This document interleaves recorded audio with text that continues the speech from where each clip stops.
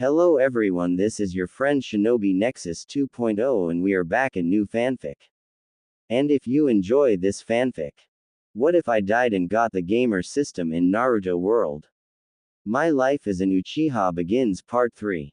Then please press the like button and subscribe to my channel for more fanfic like this. And now let's start the fanfic. I sighed as I walked down the streets of Konohagakure. A new day had dawned and I was ready to start making progress in training. The session with Fuyuko-sensei yesterday had gone fairly well in my own opinion, and hers as well from what I gathered. It had been emotionally draining, going over the 2 close calls I had with death during the battle for Tensai Bridge, re-experiencing the anger that I felt when I had fought the Jonin Nana, the grim realization when I was overwhelmed by the Chunin Shiki. She had assured me that those feelings were completely normal and common, especially for shinobi who never know what would happen next, and each mission could honestly be our last, whether it was from bad luck, accident, or our enemy was just plain better than us. The rest of the meeting had been talking about the fact that I was experiencing a war before I was even a teen. I was pretty sure she was trying to probe me to see if I was harboring resentments against Konoha for being forced to fight before I even hit the double digits for my age. I wasn't, for your information. Following the meeting I had pretty much went straight home, only stopping to pick up a meal at a local restaurant. Our fridge was empty because none of us knew when we were going to be returning, and at the moment we only had canned goods that would last through an apocalypse. And let's just say that I would rather eat field rations before eating those. Seriously, field rations don't quite taste like ass, but it's a fairly close approximation. After eating, I had spent some time leveling up my chakra control skills, tree walking, and water walking before calling it quits and headed for bed, sleeping like a complete rock. Now I was on my way back to Suguro's to pick up my new jacket. Unfortunately, my usual combat outfit had been pretty much damaged beyond repair during my fight with Nana, leaving me with little in terms of defensive options. But I was a kunoichi. I wasn't supposed to sit and take enemy attacks like some kind of samurai. I'm supposed to dodge them. Besides, I found a nifty little seal not too long ago that would allow me to increase the defensive abilities of cloth-based objects. It wouldn't quite be as strong as, say, iron, but apparently it could make something like a cotton-weaved shirt as strong as Kevlar. And considering that most shinobi outfits are made out of tougher materials, I think I would be able to get away without wearing armor. Good morning, I called out as I entered the shop, getting the attention of Suguro. Ah, welcome back, Yuriko-chan. He called out cheerfully. Here to pick up your order, then. One sec, Hane. Yuriko is here for her custom order. Coming. A feminine voice called out before a red-haired, blue-eyed woman appeared from behind the large shopkeeper. Everything Suguro was physically. His daughter wasn't, apparently, not even a foot taller than me. The teen woman was soft curves and tiny, especially when compared to the giant that was her father. Yes, I got your jacket right here, she confirmed, smiling widely at me as she handed the jacket over to me, the Uchiha clan symbol emblazoned on it. Grinning, I accepted the jacket and immediately threw it on over the sleeveless black shirt I was wearing, testing out its fit. Thanks a lot, I said gratefully, adjusting the collar a bit. It's good work. Looking up from my jacket, I met the scrutinizing gaze of Hane. What? I questioned nervously as her eyes bored into me. That skirt does not work with that jacket, she told me after several moments of nervous silence, her father groaning as he slid his face into the palm of his hand, muttering something that sounded like, "Here we go again." The undershirt works, but blue and red, they just clash in a terrible way. I blinked as I took a nervous step back from her, a strange feeling of inadequacy welling up inside of me. I don't have any other colors for my skirts, I replied defensively.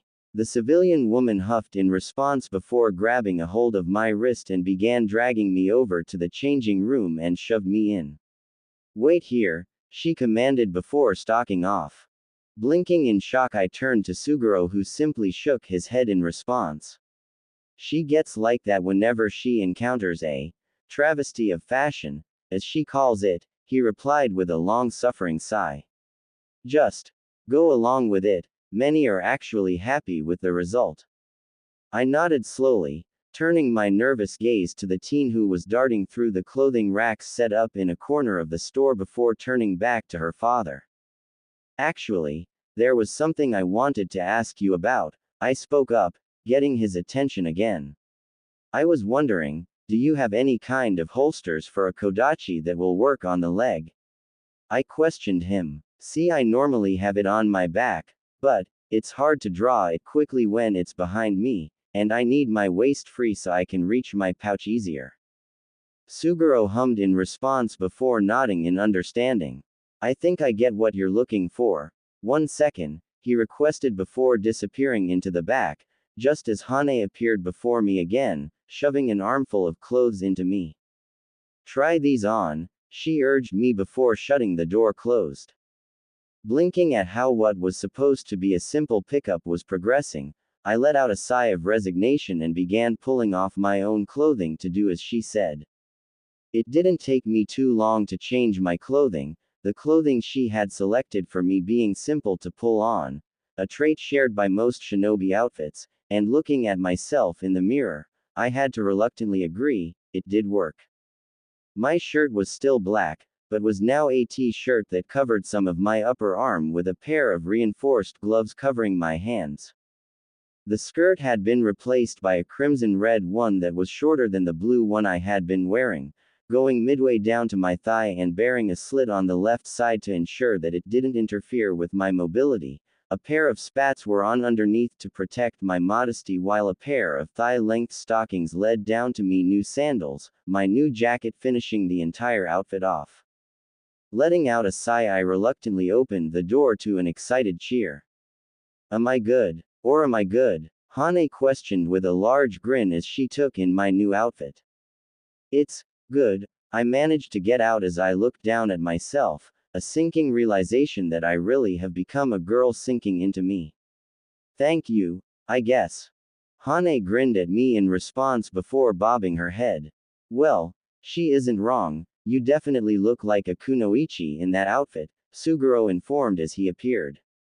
A tiny one, but a kunoichi nonetheless, he chuckled as I scowled ineffectuality at him before handing over a holster. This goes on your right shin, he explained. Should be exactly what you are looking for.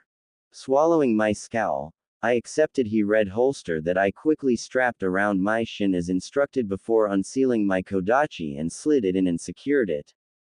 Standing up, I saw that it came up to my thigh and tried moving around, even sticking myself to the ceiling of the shop before testing the draw. It was far faster than when I had it on my back, even when I had tried it on my lower back, the 60 centimeters blade popping out of the sheath with ease as I took a few experimental swings. It's perfect, I announced with a wide grin at the man. So, how much do I owe for all of this and a few spares of the outfit? Turns out, quite a bit, so, 25,000 ryo later I walked out with several copies of my outfit sealed away along with another 3 copies of my new kodachi harness. After dropping the clothing off and grabbing a quick bite to eat, I grabbed the rest of my combat supplies and made my way to the training grounds once again. It was time to train. The Blackwood Forest, as soon as I selected that option as put my hand on the gate, I suddenly found myself in front of a forest that I was damn certain hadn't been there before. Oh right, Tobarama and Madara had decided to with space-time for whatever reason to make pocket dimensions to shove chakra mutations into. Shaking my head, I let out a sigh before stepping towards the forest and began walking through it. Hey, it's a bunch of squirrels, what's the worst that could happen? I really should have known better to tempt Murphy, seriously, what in the hell was wrong with me when I thought that? Now I was surrounded by waist-high 2 feet tall ravenous beasts that were slavering at getting a taste of poor helpless little Yuriko. Well, maybe not helpless, I guess, I admitted to myself as my kodachi, alight with chakra flow, chakra scalpel cut deeply into a squirrel that had taken a running leap for my throat. The crimson squirrel screeched as my blade cut into it, severely damaging several of its organs and muscles. I ignored the beast as I turned to the next beast, flinging a handful of shuriken at it to get it to back away before storing my kodachi to form the seals for a new fire jutsu that I picked up from the Uchiha jutsu library. Fire release. Phoenix Sage Fire. I intoned as I spat out a shotgun-like blast of fireballs that slammed into 3 of the squirrels, the hidden shuriken within the technique adding to the damage as they tumbled back. My instincts flared, making me roll to the side as another squirrel charged out from the underbrush to try and jump onto me. Once I was clear, I drew out my kodachi, slashing as it came free, applying a hasty fire release, chakra flow, to the blade as it ignited the squirrel. Placing my back to a tree, I took in steady breaths, holding my kodachi at the ready as I carefully watched the recovering squirrels, the one that I slashed with chakra flow, chakra scalpel, finally dying from blood loss. How long has it been since I entered the training ground and started fighting these kami-cursed squirrels? 30 minutes. An hour. Shaking my head, I cut the flow of chakra to the fire release, chakra flow, and reapplied chakra flow, chakra scalpel, both because I wanted to train with it, and because it was honestly more damaging than anything else I had at the moment. My Sharingan alerted me to one of the squirrels leaping up at my face. Predicting its path, I sidestepped its leap and slashed my kodachi through its neck, beheading it instantly before throwing myself in a flip as another squirrel tried to take out my hamstrings, my free hand flashing through seals in the space of a second to form a chakra scalpel, and using it to sever the squirrel's spine. Landing, I struck out with my foot to kick a squirrel away from me before dropping to a knee and stabbing up with my kodachi, another squirrel flying overhead. If I had learned anything during my time on the front lines, it was awareness of my surroundings. It was far too easy to lose myself to the predictive abilities of the Sharingan, relying on it to warn me of danger, when it could only see what I saw. Fighting alongside my brother showed me to be mobile when fighting, to be constantly scanning the area around me, watching below and above as I moved. I leapt and pushed myself off a nearby tree, soaring over a pair of squirrels as I threw my kodachi down into one of them, embedding it into the spine before landing on the other, using my admittedly slight weight to stun the beast before shoving a chakra scalpel into its brain. Grabbing my kodachi, I finished the paralyzed squirrel off before turning around and spotting the final 2 mobile squirrels slowly getting to their feet. Not allowing them to recover, I formed 3 seals. Fire release. Great fireball. I shouted before releasing a single fireball that was as tall as I was and taking a good chunk of my chakra with it.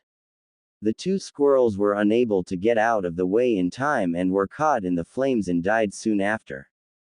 Panting, I scanned the area for any other threats. I let out a sigh of relief as I only saw the remaining enemy was the other squirrel I had paralyzed. Walking over to it, I finished it off before slumping against a tree. Goddammit. Squirrels are this dangerous. I panted, shaking my head. And it only gets worse from here, Kami, damn it all. Shaking my head, I opened the alerts menu and started sorting through them, ending up with 6,650 express and 5,600 Ryo with an assortment of crafting materials from killing the 7 squirrels, and that was the 4th ambush that I killed today, making it a total of 26,600 express and 22,400 Ryo gained so far, equaling 2 more levels, bringing me up to level 26. Unfortunately, the damned box won't let me apply my new stat points while I'm inside of a dungeon. Talk about a piss off. Shaking my head of the thoughts, I pulled out a sword maintenance kit and began restoring the durability of my kodachi.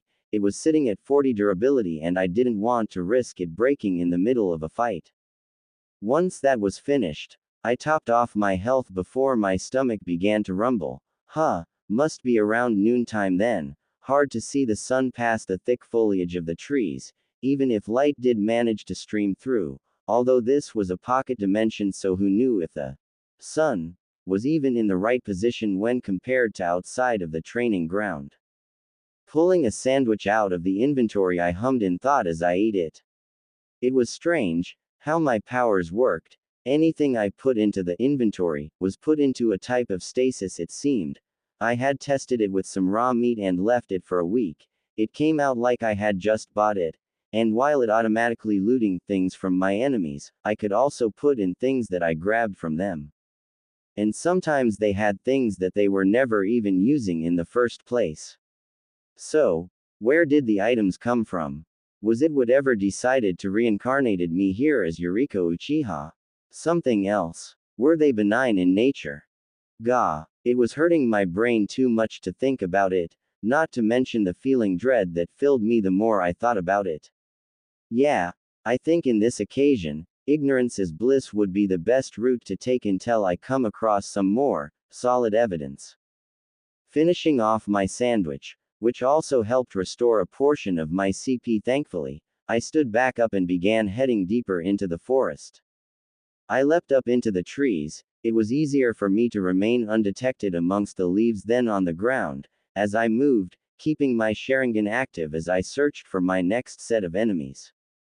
Soon enough I found a small group of rabbits nearby, each of them up to my knees in height, a quick observe telling me they were killer rabbits, making them chakra beasts.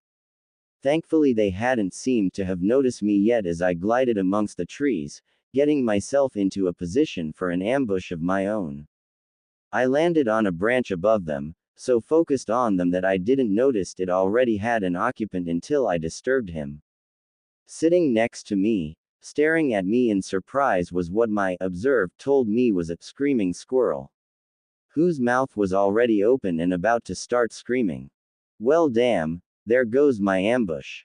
The scream the little guy produced was deafening in sound as my hastily drawn kunai managed to silence the critter, although I had been thrown off balance by it and ended up falling to the ground, right in the middle of the now very alert killer rabbits. HP 1315. Status deaf temporarily 30 seconds remaining unbalanced. I didn't wait to see what they did or to regain my hearing as I threw myself up and flipped back, just in time to avoid a rabbit slamming down right where I had been lying prone, leaving a sizable dent in the forest floor. I staggered a bit as I got to my feet, my inner ear shot to from that little bastard's scream. Even though I still kept myself moving as I formed the seals for the mystical palm, messing up on my third hand seal and causing a chakra backfire. HP 1263. Status deaf temporarily 30 seconds remaining unbalanced. I scowled as my hands shook from the backlash, ducking out of the way of a rabbit's bite. Holy shit, those teeth are sharp. I once again formed the seals, getting them correct this time before placing my now glowing hands over my ears, correcting the damage to my inner ear, restoring my equilibrium. Just in time as the rabbits had managed to herd me into a trap, 5 of them jumped towards me at once. My kodachi was out in a second as I slashed one of the rabbits, tilting my head just enough for one to pass my head by, although it did leave a scratch on my ear. My hand came flying up in a palm strike to the third. The fourth was evaded by bending forward, and in what would probably be an impressive display of flexibility smashed my right foot into the fourth and spinning myself so that I could then drive it into the fifth with a heel drop. Getting myself to my feet, I took a second to apply chakra flow, chakra scalpel, to my kodachi before resuming my battle with the rabbits. The one that had scratched my ear had turned itself around to face me as his fellows recovered from my counter-attacks to leap at me again in a rush of speed. By Kami, these little things had a hell of a leap. It was thanks to my Sharingan I was able to throw myself to the side as I slashed with my kodachi, managing to cleave off one of his legs before turning to side and bringing the blade around to guard against another rabbit's lunge.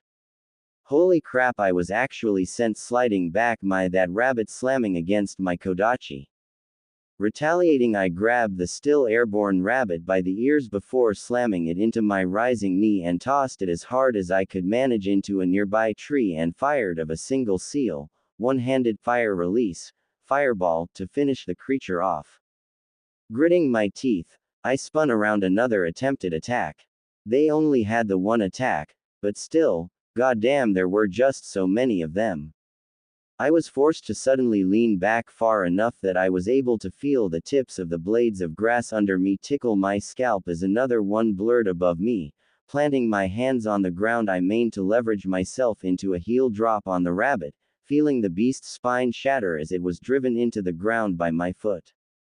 Balancing myself on one hand, I stabbed another rabbit with my kodachi as another rabbit tried to take advantage of my disadvantageous position. Flicking the surprisingly heavy body off of my kodachi, I struck another rabbit in the face with a palm strike to throw it off balance and flip the rest of my body up, balancing on a single hand as another pair tried to take a chunk out of my legs. Bending my elbow, I managed to push myself into the air from that position and flipped so that I landed feet first on the ground. Sweeping my blade in front of me to keep the rabbits from trying to attack as I landed, I leapt back to create more distance as I placed my kodachi back into the sheath. I flipped through the needed seals and inhaled. Fire release. Great fireball. I intoned as I sent out a continuous flame to incinerate the three that were grouped together. Once I was certain they were dealt with, I let up on the flames and scanned the area for any other mobile hostiles and let out a relieved sigh as I began mopping up the ones that were immobile. 9 of the little bastards, damn, did that scream from before bring more in. Gonna have to be more careful for those screamers then, I muttered to myself as I looked up at the foliage above me. Stupid little buggers. Alright, let's see what I got from that little adventure. Opening the alerts menu to check over the reports it gave me on the gains for EXP and such, my eyes lit up as I spotted an alert for a new perk. Your skill at avoiding your enemies has granted you a new skill. Dodge passive level 1 to 0.00%, plus 15% effectiveness at avoiding enemy attacks. Huh, alright, I can definitely use something like that. I don't like getting hurt, and situations like against Nana would have been so much easier if I had been able to evade her attacks. Letting out a breath, I shook off the memory and began sorting through the assorted kill alerts. Alright, 9 killer rabbits and a screaming squirrel, coming to a total of 7,400 express and 5,900 Ryo with assorted crafting items. I really should learn a crafting skill, or bring them to Suguro. Taking a moment to gather myself mentally, I let out a sigh before relaxing my body and started forward again. It was strange though, I didn't encounter anything as I moved deeper, nor did I see any signs of habitation here, like the chakra mutations avoided the entire place, even though it looked like there was some decent vegetation here. My eyes snapped up as I caught sight of some movement, my entire body tensing as I waited with bated breath. When a small, normal-sized rabbit hopped out of the underbrush of a nearby cluster of trees, I let out a breath of relief. Well, hey there little guy, I called out, a small smile of relief on my face as I relaxed my guard a bit and stepped closer. What are you doing in here? Actually, how have you survived here? I didn't notice it as I walked forward, but the rabbit had frozen when I made myself known and began walking towards it. Its beady eyes watching my every movement as I got closer. I was about to lean over to pet the still rabbit, also check it for tags in case someone's pet had gotten lost, when all hell broke loose. The rabbit had suddenly vanished from my eyesight. Why did I ever turn my Sharingan off? Before something hit me in the gut with the force of a tour bus going to Fat Camp.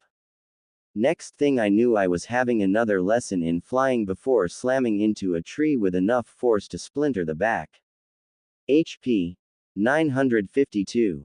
What? Blinking, I tried to reorient myself and blinked again as all I saw was that same rabbit just hopping towards me, but this time there were letters floating above and in bold red text. Rabbit of Karbanog, level 30. HP 3,500. CP 1,500. Oh God, what has Konohagakure's founders wrought upon me this day? It was at this moment that I decided, when I meet Tobarama or Madara, whichever one of those bastards I came across first, I was going to kick them straight in the balls, with a chakra scalpel. Granted, they would likely be an impure resurrection zombie, but still, it's the principle of the matter. Wait, where did the rabbit go? Oh shit. I threw myself to the side just in time to avoid getting my face mauled by the demon rabbit as it tore through the tree that stopped my rabbit-induced flight like it wasn't even there. Getting to my feet, I quickly drew out my kodachi and started chakra flow, chakra scalpel on the blade as I tried to find the rabbit that was now hidden amongst the underbrush. I must never let Sakari ni-san find out I was being hunted by a rabbit. My danger senses flared as I tossed myself to the side again, this time catching sight of the rabbit as it tried to take a chunk of my head off and managed to graze its skin with my scalpel-empowered blade, only to find the chakra rebuffed by the rabbit's own. Seriously, what the is this rabbit? Throwing myself away to create more room, I leapt up onto one of the overhanging branches to try and get some distance between me and what could only be the boss of the Darkwood Forest.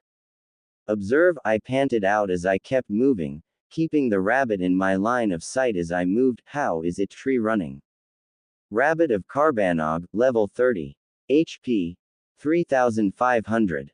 CP 1500. Perks. Unassuming form. Its appearance belies its strength, making any who would approach its domain underestimate it. Superior Chakra Beast. This beast is the alpha predator of its environment. Because of its feeding on other chakra beasts, its chakra is unusually dense, allowing it to rebuff any chakra weaker than its own invading its body. Son of a mother. Okay, if I survive this, I am going to be training in more offensive jutsu than just my chakra scalpel because this thing in front of me is bullshit. Sheathing my kodachi, I really need to learn how to do more one-handed seals. I began molding my chakra. Fire release. Phoenix Sage Fire. I called out as I exhaled a swarm of fireballs at the bouncing demon rabbit that was chasing after me. While the majority of them missed, I managed to land a few on him. A few twitches of my fingers and the shuriken hidden in the fireballs that went wide suddenly broke away from the flames and began spinning around to catch the rabbit in the nano wire tied to them. Then the rabbit decided to simply just bite through the wire. Wire that was able to have a fully grown man hanging from it with just a single strand. Bullshit, this thing is a rabbit. I shouted as I started running again, hurling chakra-infused kunai behind me as I moved. It has to be the Biju the sage told no one about.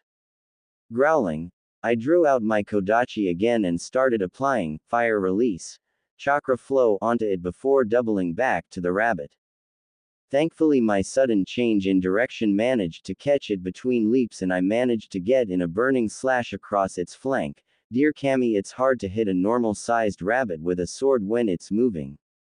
Not stopping to see what damage I caused to it, I continued to run. Thankfully, I seemed to be faster than the rabbit at this point. Oh hey, the forest is on fire. Wait, oh right, fire plus trees makes more fire, doesn't it? A fire I was heading straight for, with a demon rabbit at my back that is most likely pissed off that I injured it. Cammy, why do you hate me so? Gritting my teeth, I altered my path. Sheathing my kodachi, I slammed my foot against a branch with as much force as I could muster to send me flying from my path at a 90-degree angle before turning around mid-air as I completed a set of hand seals. In for a penny, in for a pound. Fire release. Great fireball. I shouted at the top of my lungs as I pumped more chakra than what was required into the jutsu. Thankfully, the rabbit had indeed been following my every move as I exhaled a fireball easily twice my own size directly into the demon's face. I could only stare as the fireball continued a good ways before it suddenly exploded. Huh, it normally doesn't do that. Going to have to check my alerts later. Unfortunately for me, the rabbit blurred out of the conflagration and somehow managed to convey a feeling of absolute rage at me. Huh, was this real bloodlust I was feeling? Well damn. Rabbit of Karbanog, level 30. HP 2145. CP 1034. Alright, I'm doing damage to it. That's the good news. Bad news, it was now ricocheting itself of the trees as around me, doing a damn good impression of Rock Lee when he fought Gaara. I let out a cough of pain as the rabbit slammed into my back, shaving off the better part of nearly 500 HP before I managed to get his pattern down enough to start avoiding his attacks. I was starting to get used to his speed, my Sharingan getting better at predicting its movements as I managed to start counter-attacking. It was a battle of attrition at this point as I caught its side with my Kodachi again while it managed to trip me up, slamming me into the ground and shaving off another 135 hit points. But, with the rate its CP was dropping, it had to have been using some kind of technique to increase its speed. All I needed to do was survive until it ran out of chakra. Then, hopefully, it would be helpless to resist my offense. When it finally happened, I nearly let out a shout of joy as it pushed me below 200 HP, the rabbit suddenly coming to a halt as it dropped to the ground, the area around us a mess of broken trees, scorched ground and all around destruction. Alright you little bastard, time for revenge, I growled as I applied chakra flow, chakra scalpel, to my Kodachi. Let's see you repulse my chakra when you don't have any of your own. It wasn't making my revenge easy, that's for sure, as it used its own natural evasiveness to avoid my attacks as I chased after it. Using a clever little trick of rebounding kunai, I managed to drive it into one of my strikes that cut its rear leg's hamstring. The beast toppled to the ground, unable to keep going with its legs so badly injured. 3 times, I've nearly died 3 times since I've arrived, I panted, a kind of giddy rage filling me as I stared at the helpless beast. Now, I am getting revenge for it. I formed the hand seals I needed to finish the beast off. Now burn, fire release. Great fireball. I shouted as I released the flamethrower onto the beast, keeping the fire going until I almost depleted all of my chakra. Congratulations, you have defeated the Rabbit of Karbanog. 10,000 EXP and 15,000 Ryo received.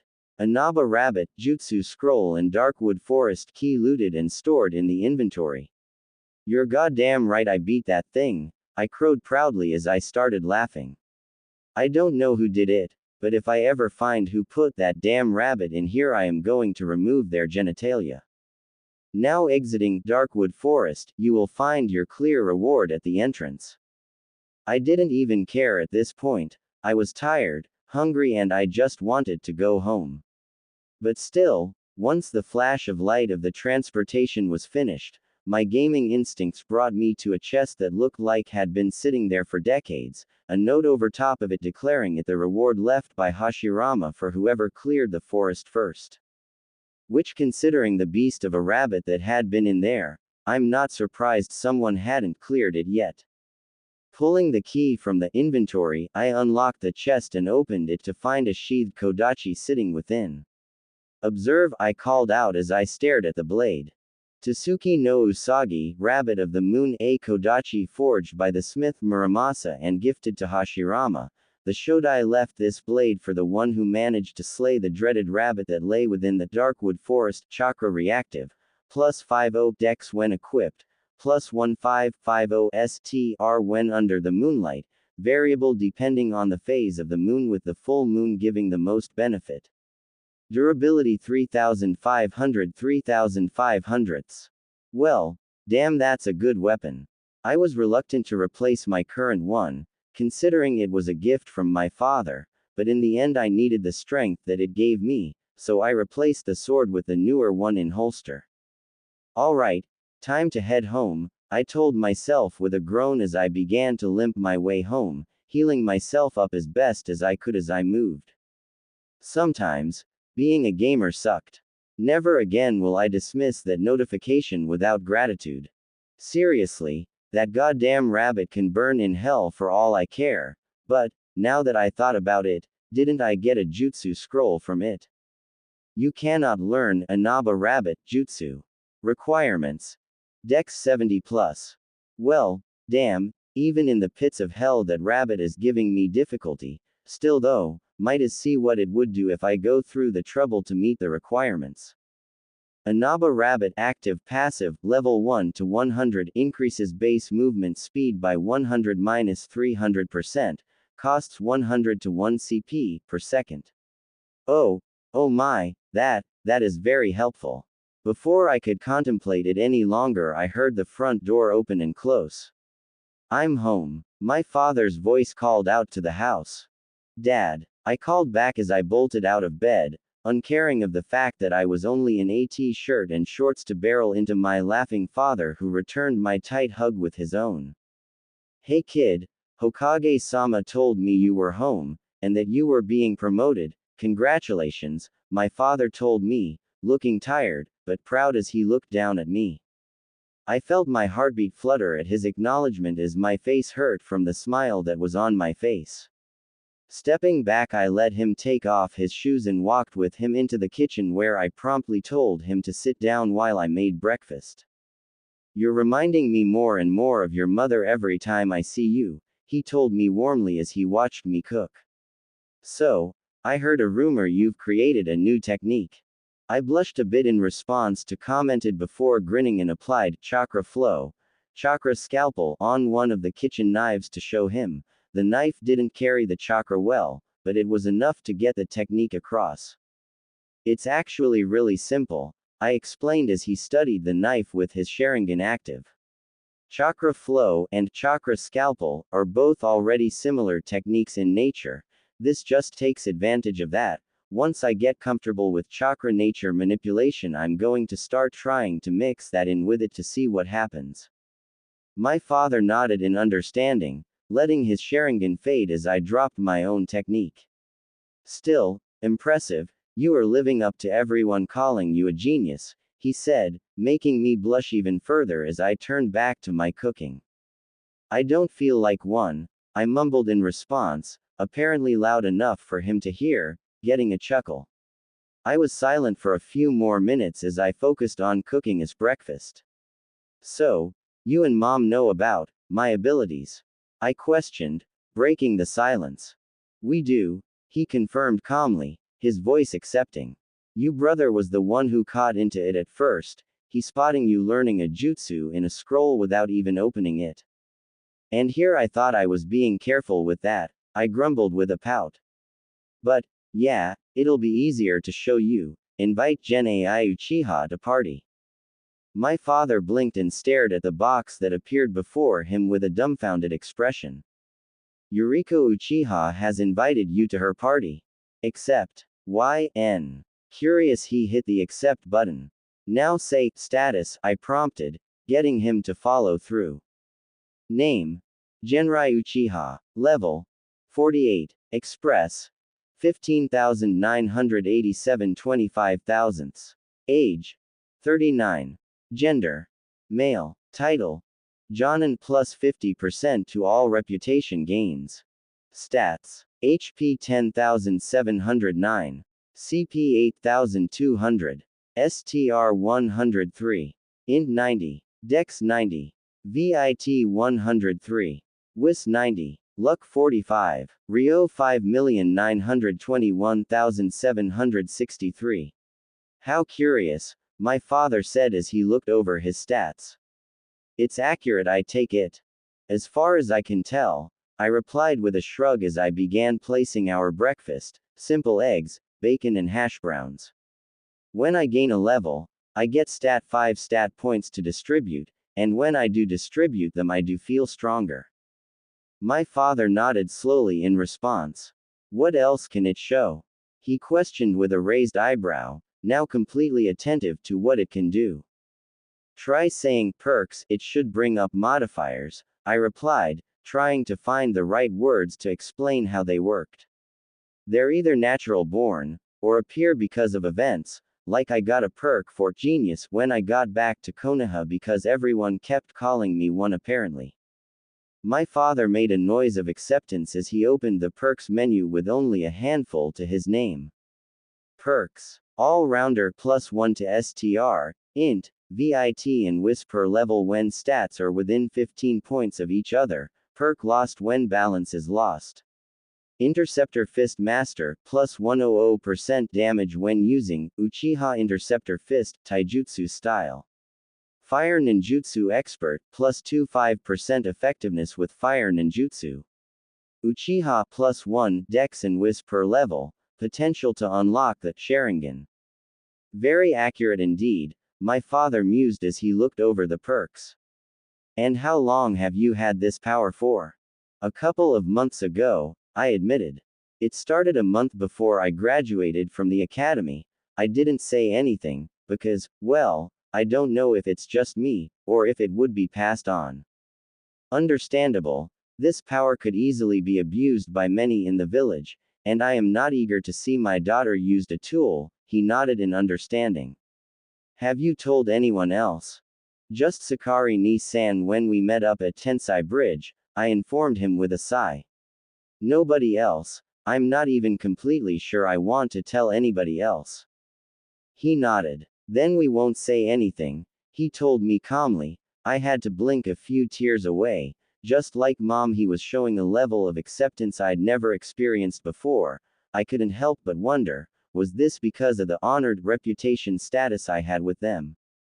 Shaking my mind out of it, I simply smiled at him happily. Thank you, I whispered gratefully. I'm planning on doing some training later today, would you be able to help me with it? Of course, he replied warmly. If you want, I can help you find your chakra nature and show you the basic level of the nature manipulation training for your chakra elements. Sounds like fun, I chirped in agreement, feeling the tension that I had never realized was in my shoulders release. I look forward spending some time with you, Dad. The smile my father sent my way warmed my heart as he chuckled a bit. I'll only be in Konoha for a week, but I look forward to spending time with you as well, Yuriko-chan, he told me kindly. Beaming a smile at him, I turned back to my meal, looking forward to the coming week with my father. I stared at the paper that I held between my thumb and index finger contemplatively. How do they make these? I questioned as I looked up at my father with a confused look. I get how they work. They're like the metal we use for weapons like the Kodachi you got for me, or Tasuki no Usagi, but what I don't get, is how paper is made for it. My father chuckled at my questioning as I inspected the paper that he had handed me. Well, I'm not exactly sure on this, but from what I can recall, the Shodai gifted a neutral country's hidden village with a seed he infused with his chakra, he explained, frowning as he tried to pull up the memory. When it grew, they found that it absorbed chakra and shifted based upon the dominate elemental nature of that chakra, so they decided to use it as a way to find one's element, which at the time was far more difficult. Harvesting sections of the tree, they turned it into paper, which we now use to figure out elements. Huh. So basically almost everything is the Shodai's fault? I questioned, getting a chuckle from my father. It was an old joke in Konoha used in a light-hearted manner, mostly originating from the Shodai gifting the other villages the biju that he sealed, save for the Kyubi. Exactly, he confirmed with a nod. Now stop dallying and channel your chakra into it. Rolling my eyes, I did as he instructed, causing half of the page to turn soggy while the other half caught fire and met in the middle. Congratulations, you have discovered your chakra affinities. Natural water affinity, perk added. So, fire and water, right? I questioned, looking up at him. Indeed so, he confirmed with a chuckle. Not exactly a common combination considering water beats fire, but I think the water chakra comes from your grandmother on your mother's side and your grandfather on my side. Neat, I said, brushing the small bit of ash off of my arm. So, what's my training exercise for them? Well, for fire chakra you need to ignite a leaf using chakra, while with water chakra you drain the water out of it, he explained, reaching up into the tree in our backyard to pick a leaf and holding it in his hands. Turning my Sharingan on, I watch as he gathered chakra into the leaf before it shifted into a reddish color, causing the leaf to burst into a small flame. Want to try?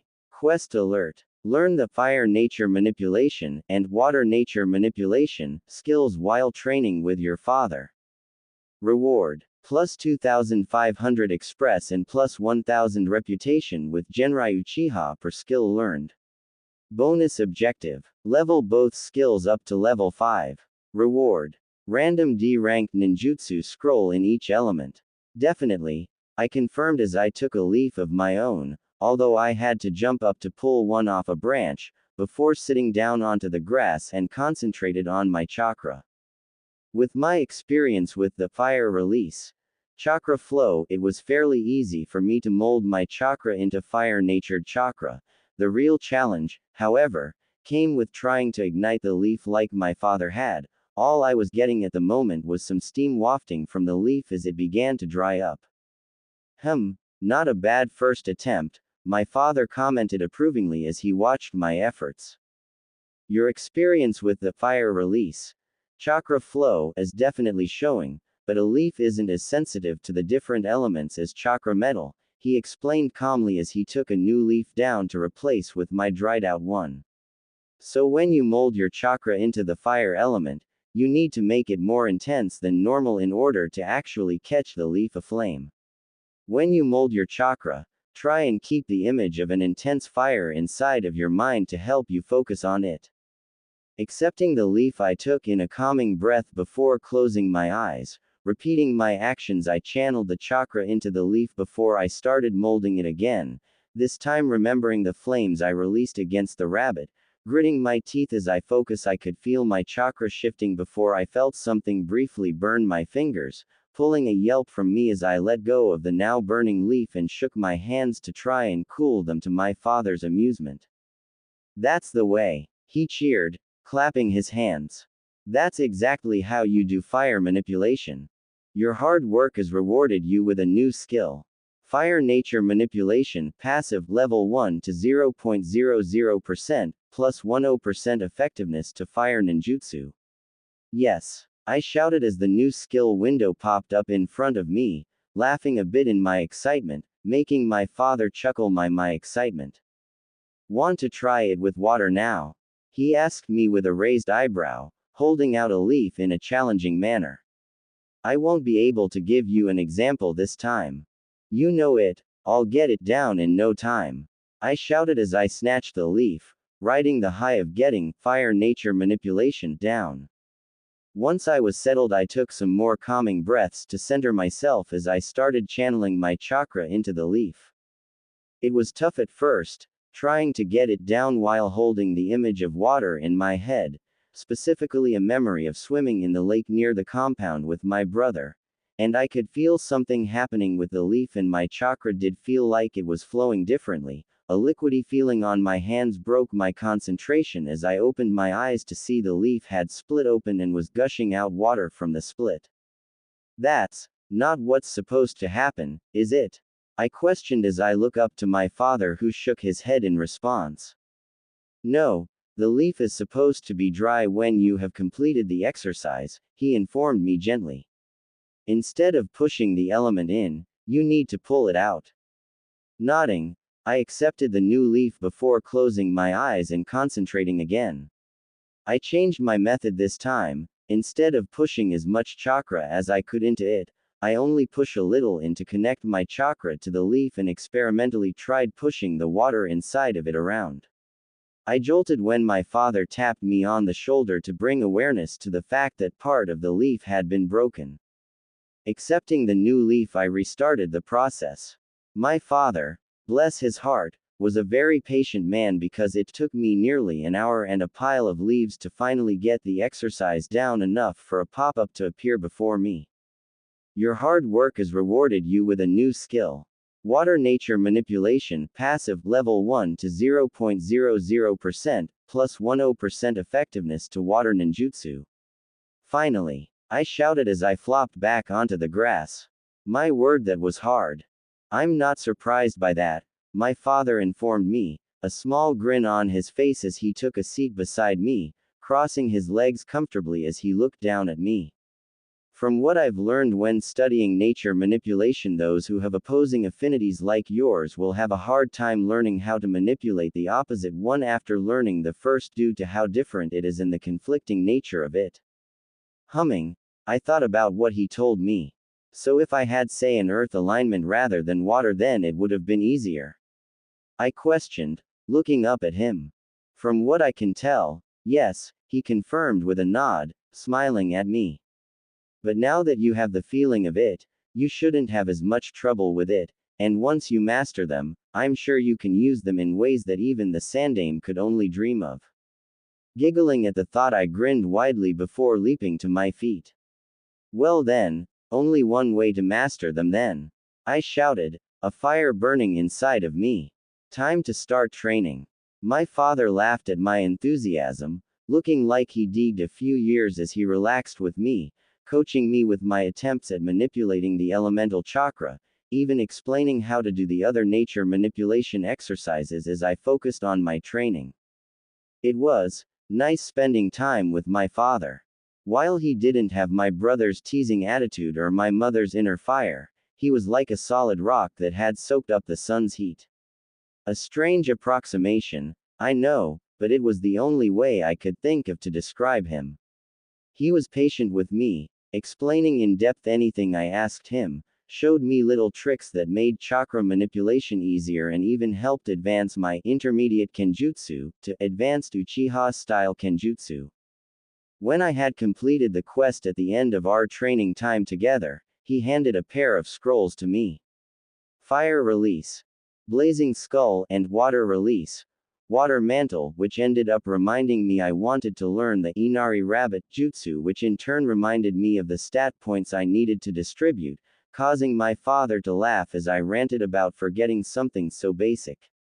Once my points were allocated, all 15 points going into Dex, I was still short by a single point, making my father laugh even harder as I started cursing like a sailor.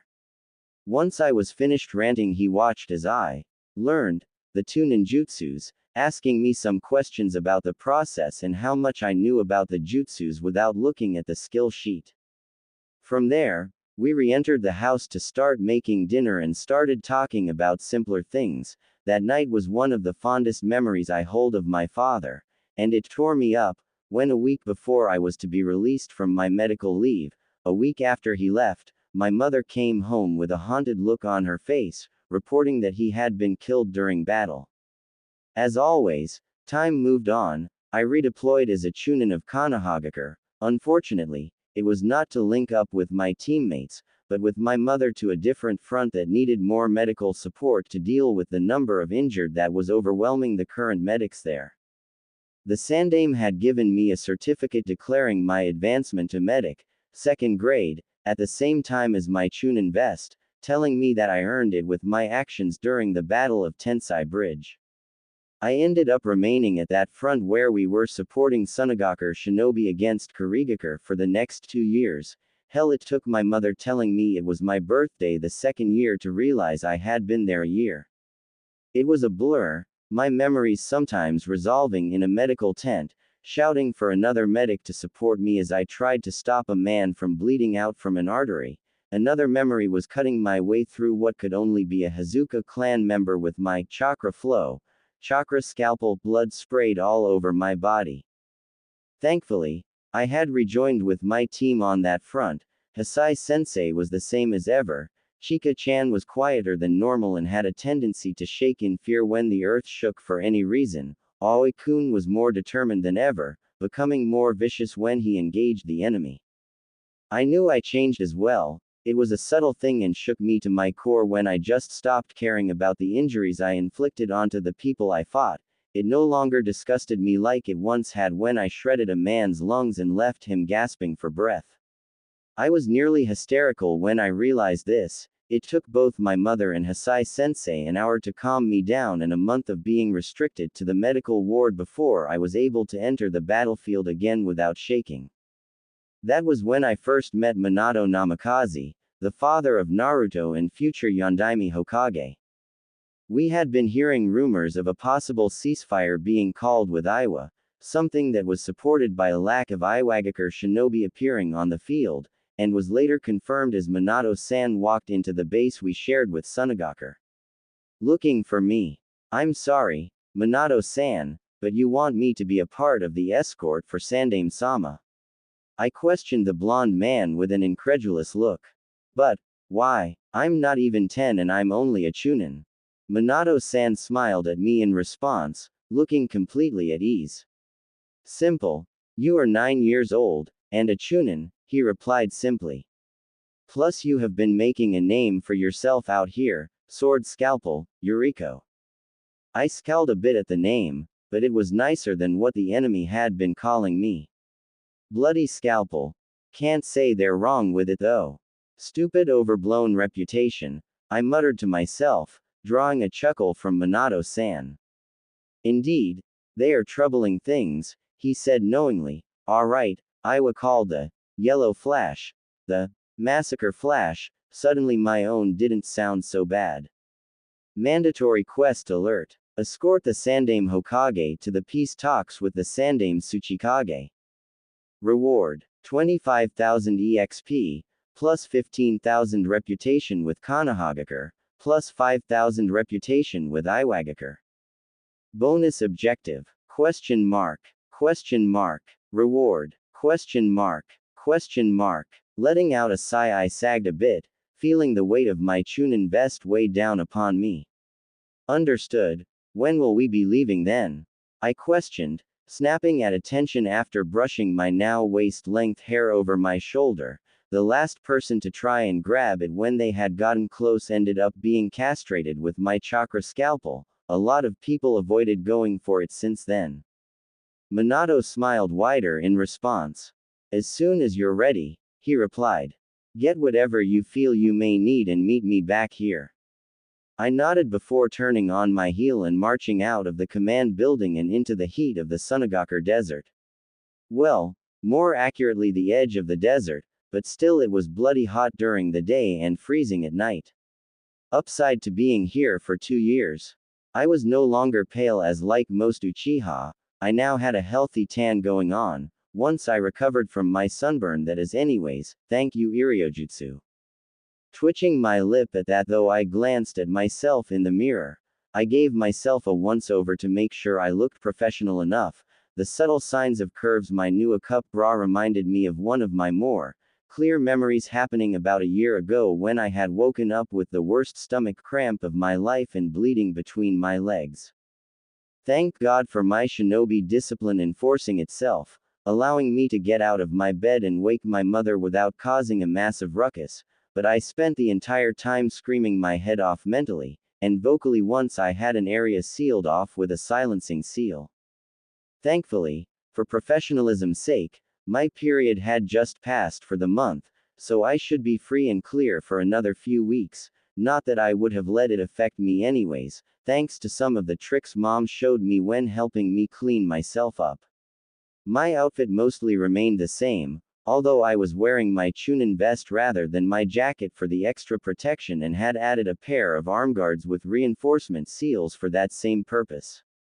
Making some minute adjustments to my hair, my mother insisted I not cut it shorter than it was now since it looked good on me.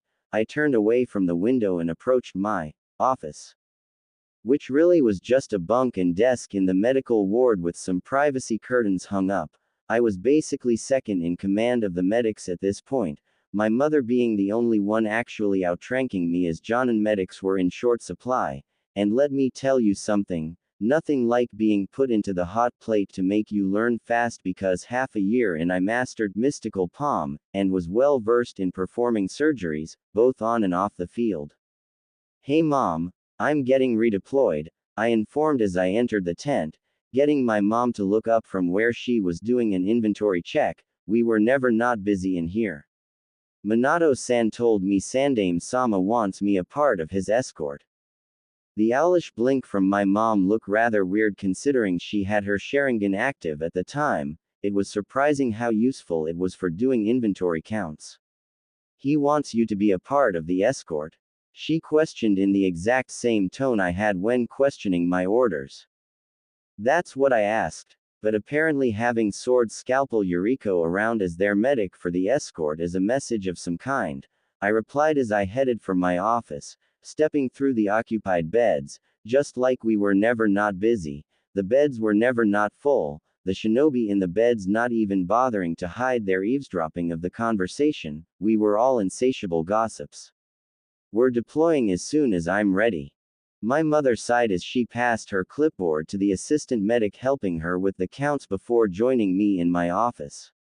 Are you stocked up on kunai and shuriken? She questioned as she helped me gather my pack together, allowing me to gear myself up, starting like always with sliding Tsuki no Usagi into the holster on my right leg. Plenty to spare, I assured with a grin as I pulled on my armguard, testing the fit to see if they needed to be adjusted again, 3 times in this past month alone, before grabbing my equipment pouch and sliding it into place.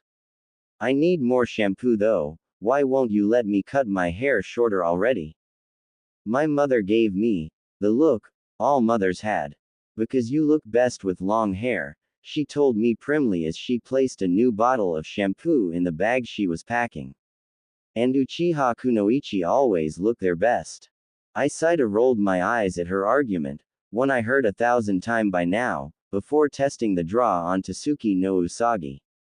Fine, but you get to buy my shampoo from now on, I grumbled, glaring at her a bit as she smirked in victory. Oh, don't lie to yourself, dear, you like it as much as I do, I've seen how much extra time you spend on your hair when you can, she told me knowingly. I blushed at being caught. In truth, I actually did like my hair the length it was at, and spending the extra time I could get brushing it relaxed me more than simply sleeping could. Status, I murmured, desperate to change the subject and put my sniggering mother out of mind. Name: Yuriko. Level: 40. Express: 18,762 21 thousandths. Age: 9. Gender: female. Title: Chunin plus 25% to all reputation gains. Stats: HP 1781, CP 5910, STR 41, 51, Int 83, Dex 98, 122, VIT 41, WIS minus 70, Luck 27, Rio 4,672,153. Nodding to myself, I closed the window and double-checked my skills and perks before letting out a sigh and rolling my shoulders, only to freeze as my mother put her hands on them, kneading the tension out of my shoulders gently. It's all right, she whispered to me, placing her forehead on top of my scalp. Even with my growth spurt, I was still only 4 feet 8 to my mom's 5 feet 4 inches. Your father would be so proud of you right now, she told me, her voice thick with emotion, my eyes prickling with tears at the memory of his brief funeral where his name was added to the memorial stone. I miss him, I admitted in a small voice, weaker than I cared to admit. So do I, but he remains with us, my mother reminded me, patting my chest. He always will be proud of you, so do your best and come back home, all right? Yeah, I nodded, wiping my tear away with the back of my hands and straightened myself as Mom pulled away. I'll come back for sure. My mother smirked, the Uchiha smirk. It really is trademarked, I checked, at me before patting my shoulder and handing my bag. And I will be waiting, now go, don't keep Minato-san waiting. Nodding, I pulled the bag onto my back and shared another brief hug with my mom and left the tent to head back to the command post. Minato-san, I am ready, I announced as I stepped into the building at a parade rest, legs shoulder width apart and hands clasped at my lower back. Minato looked up as I spoke, giving me a once-over before nodding approvingly and stepped up. All right then, he announced, placing a hand on my shoulder, making me raise an eyebrow. Why is he? As sensei would say, clench your butt. The next thing I knew, the world was turned upside down and became yellow. I collapsed to my knees as my vision swam, my stomach rebelling as I tried to comprehend what just happened. A deep laugh made me look up to see an apologetic-looking Minato-san with an amused-looking Sandaime-sama and a white-haired man with 2 red trails under his eyes clutching his sides as he guffawed in laughter. "Sorry about that," Minato-san said in sympathy. "It should pass soon. Hiraishin is hard on everyone the first time experiencing it."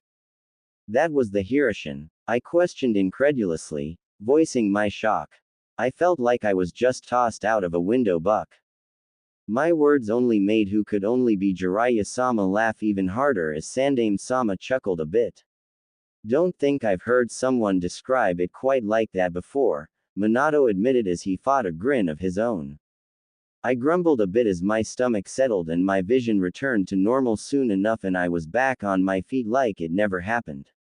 "I apologize for my rude behavior, Hokage-sama," I said, addressing the village leader who merely waved it off. "Quite all right, Yuriko-chan," he assured, smiling kindly at me. "Thank you for agreeing to come with me today." Not like I could say no to an order, I snarked mentally. "Of course, Hokage-sama," I said vocally. "May I assume the idiot laughing over there is Jiraiya-sama?" That got a snort from Minato as Jiraiya froze, a betrayed look on his face. "Indeed so, Yuriko-chan, this is my student, Jiraiya," he said in introduction, amusement tinging his tone as he looked to Jiraiya. "Jiraiya, this is Yuriko Uchiha, our medic for the trip." Jiraiya grumbled a bit in response as he righted himself, adjusting the older-styled flak jacket he was wearing before facing me properly with an appraising eye. "By Kami, you just can't appreciate how large this man is until you're right beside him in real life." "Pleased to meet ya," he said finally as he extended a hand. "I hear you're toting an unusual skill set, Fuinjutsu, Ninjutsu, Iriojutsu and Kenjutsu. Doesn't quite seem balanced on paper if you ask me." I accepted his hand, marveling as his seemed to engulf my own. "I make it work somehow, Jiraiya-sama," I said in response, shrugging off his comment. He was curious, not insulting like some I had met until they saw me in combat. "I guess all it takes is some ingenuity and thinking outside of the box." Jiraiya let out a bark of laughter in response. "A shinobi after my own heart," he declared cheerfully. "Now that introductions are out of the way," Sandaime-sama said, clearing his throat, the 3 of us coming to attention in an instant as he stood up from his desk. I blush a bit as I only just now realized he was clad in his combat uniform. "Shall we be on our way to Tetsu no Kuni?" "Huh, so the peace talks are being held by the samurai." "Smart. Of course, Hokage-sama," was all I said as I bowed, Jiraiya chuckling at my formality. "Very well then," Sandaime-sama said as he headed for the door, the 3 of us falling into step beside him easily. We left the village with very little fanfare, just a short conference with who could only be Homura-san and Kaharu-san, with Sandaime-sama giving them explicit instructions before we headed out the gate, quickly taking to the trees. I got appreciative looks from them as I managed to keep pace with them through the trees. Thankfully I didn't need to use the Inaba rabbit jutsu like I had thought I would have to keep up with them. Soon enough chatter started up with Minato-san and Jiraiya-sama questioning me about my Fuinjutsu skills, with me admitting that I mostly used it in a support role with enhancing my clothing with seals to provide passive benefits. My chakra control seal seemed to really catch the interest of Jiraiya as he asked to see it when we stopped for the night. Apparently the seal, while referenced, was really hard to come by. We ended up stopping an hour before dusk, giving us plenty of time to set out camp up and get our meal cooking. "Yuriko-san, would you mind having a spar with me?" Minato-san questioned politely once our tents were set up and a fire was going. "Ah, with me, Minato-san?" I questioned, looking lost. "I don't think I would be much of a challenge for you." Minato-san shook his head in response, an encouraging smile on his face in response. "Nothing like that," he informed me. "I just wish to see your skill set in combat. It's one thing to talk and read about it, another thing entirely to see it in person." Mandatory quest alert. Spar with Minato Namikaze and last for 1 o'clock minutes. Reward. Plus 5000 EXP, plus 1000 reputation with Minato Namikaze, Jiraiya and Hiruzen Sarutobi. Bonus objective. Last 130 minutes. Last 2 o'clock minutes. Last 230 minutes. Reward. Plus 5000 EXP, plus 1000 reputation with Minato Namikaze, Jiraiya and Hiruzen Sarutobi for each objective met. Swallowing tightly I nodded, prompting the mission acceptance. Right then, let's do this I guess. I said nervously as I stood up and moved a few feet away from Minato-san and got myself into a ready position, my Kodachi in hand as my chakra flow, chakra scalpel activated seamlessly and voicelessly. No way in hell will I be able to survive a minute with the yellow flash if I held back. Alright, this match will be over when one hits the ground with both shoulders or I call it over, Jiraiya-sama announced in a serious tone as he pulled out a kunai. You may begin when this kunai hits the ground. Taking a breath I calmed myself as the toad Sanin threw the kunai into the air lazily. I got into my modified stance of the Uchiha Kenjutsu, my Kodachi held in a reverse grip while held behind me, my knees bent bringing me low to the ground and ready to leap in any direction. Minato-san meanwhile stood in a relaxed pose, one of his signature tri-pronged kunai in his hand held in a reverse grip. My Sharingan activated as the kunai hit the ground, granting me just enough perception to see Minato-san as he blurred forward. Even without Hiruzen the man was blindingly fast. Chakra rushed to my legs as I activated the 5-hand-sealed Inaba Rabbit jutsu without a single one or voicing it to rush myself back. Minato-san was certainly not expecting me to come close to matching his speed if his widened eyes were any indication as I rebounded off of a tree, tearing a good chunk of it off from the tree as I launched towards Minato-san with a slash of my Kodachi. Just as I was about to hit his flak vest with the tip of my blade he vanished with only a few yellow spots being any indication that he had even been there.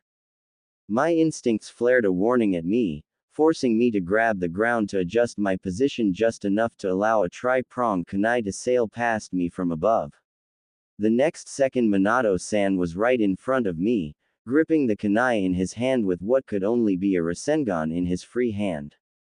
Reacting I threw my foot at the wrist of the hand holding the Rasengan, knocking it out of the way while my own free hand reached to grab his jacket only for my hand to close on empty air as he vanished again. I rolled myself mid-air out of desperation to try and spot Minato-san then out of any instinctual feeling, barely avoiding a trio of Minato-san's kunai in the process as my feet touched the ground. Taking advantage of it I threw myself forward in an Inaba Rabbit-powered sprint. A small explosion behind me told me that was the best move I could have made in that moment. Coming to a stop I spun around as I planted my back against a tree, spotting Minato-san watching me as a cloud of dust cleared away from the small indent in the ground that could have only been made by a Rasengan. Sweat dripped down my face as I panted. How long has it been since we started? Is this what facing a cage-level opponent felt like? I hope didn't crap my pants. Gritting my teeth I froze my thoughts in their place and focused on Minato-san as he retook his position. I can't let myself get distracted now, do or be in pain time. I acted, a tiger seal in front of my face as I inhaled before releasing a fire release. Great fireball without warning, not the best one I've released, but still 4 feet in diameter easily. I didn't wait to see if it hit or not, I simply began charging after the fireball, and swung my Kodachi. My first technique created with chakra flow, chakra scalpel. Chakra flow, chakra scalpel, straight cut. The premise was simple, extend the flow of chakra with the swing, working on the same principle as Asuma Sarutobi's Hien technique to extend the range with his knives. I did the same for a single swing. At 5 feet, my slash cut through my own fireball, dispersing the flames as the form was disrupted, only on problem. Minato-san wasn't there anymore. I did the only thing I could think of and threw myself to the side. Not once did I let up on sending chakra to the Inaba Rabbit jutsu, which quite honestly saved me, as had I been 1 second slower I was quite certain whatever jutsu Minato-san fired off that sent a lightning bolt tearing through the clearing would have hurt badly. I traced the jutsu back to its origin point only to find no one there. Catching a flash in the corner of my eye, I blinked in confusion as Minato-san teleported directly in front of his own jutsu. My eyes widened as I saw him complete a set of seals and held his tri-pronged kunai before him just as his jutsu reached him, and vanished. I paled as a crackling was heard behind me. Turning my head, I barely caught sight of the jutsu behind me before it slammed into me, my mind blanking out a bit as electricity surged within and before collapsing as it ended. It's over. Jiraiya-sama shouted, ending the match as I blinked several times. Twitching a bit, I tried to process what just happened. Holy, I said finally as I regained control of my body. Jiraiya-sama chuckled in response as he helped me sit up, patting my back. That's exactly what I said when we sparred after he learned the Hiraishin, he admitted. All said and done though, good hustle out there. How were you moving so quickly? I had found a scroll for the Inaba rabbit jutsu a couple of years ago, I admitted with a blush. I practiced with it until I could do it without using seals. Oh ho, haven't heard that jutsu name in quite a few years, Sandaime-sama said with a nostalgic look. Where did you find it if I may ask? The Blackwoods training ground, I admitted. Found it on the demonic rabbit that was in there. Demonic rabbit? Minato-san questioned with a raised eyebrow. It was in the center of the field, I explained with flush. I managed to kill it, but it was a nasty little beast and I think it somehow learned the jutsu itself because he was moving as fast as I do when using it. Sandaime-sama hummed in response as he nodded in contemplation. Yes, the chakra mutations, he said after a few moments. Have you been into any of the other ones?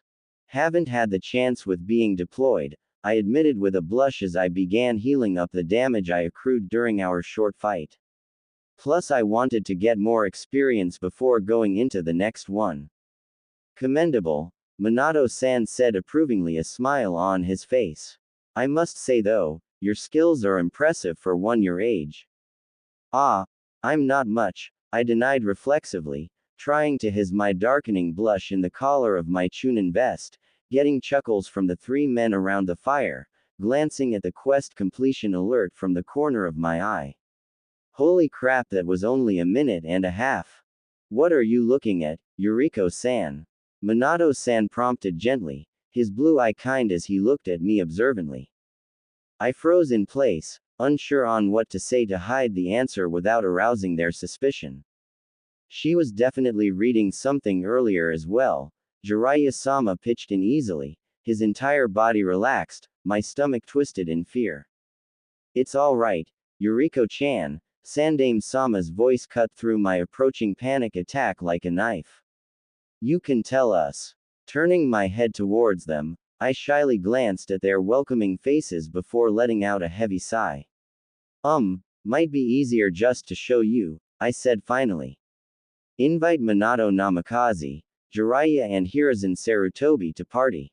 All three blinked as the boxes appeared in front of them, questioning them if they wanted to accept my invite. Glancing at each other, they confirmed they each had one in front of them.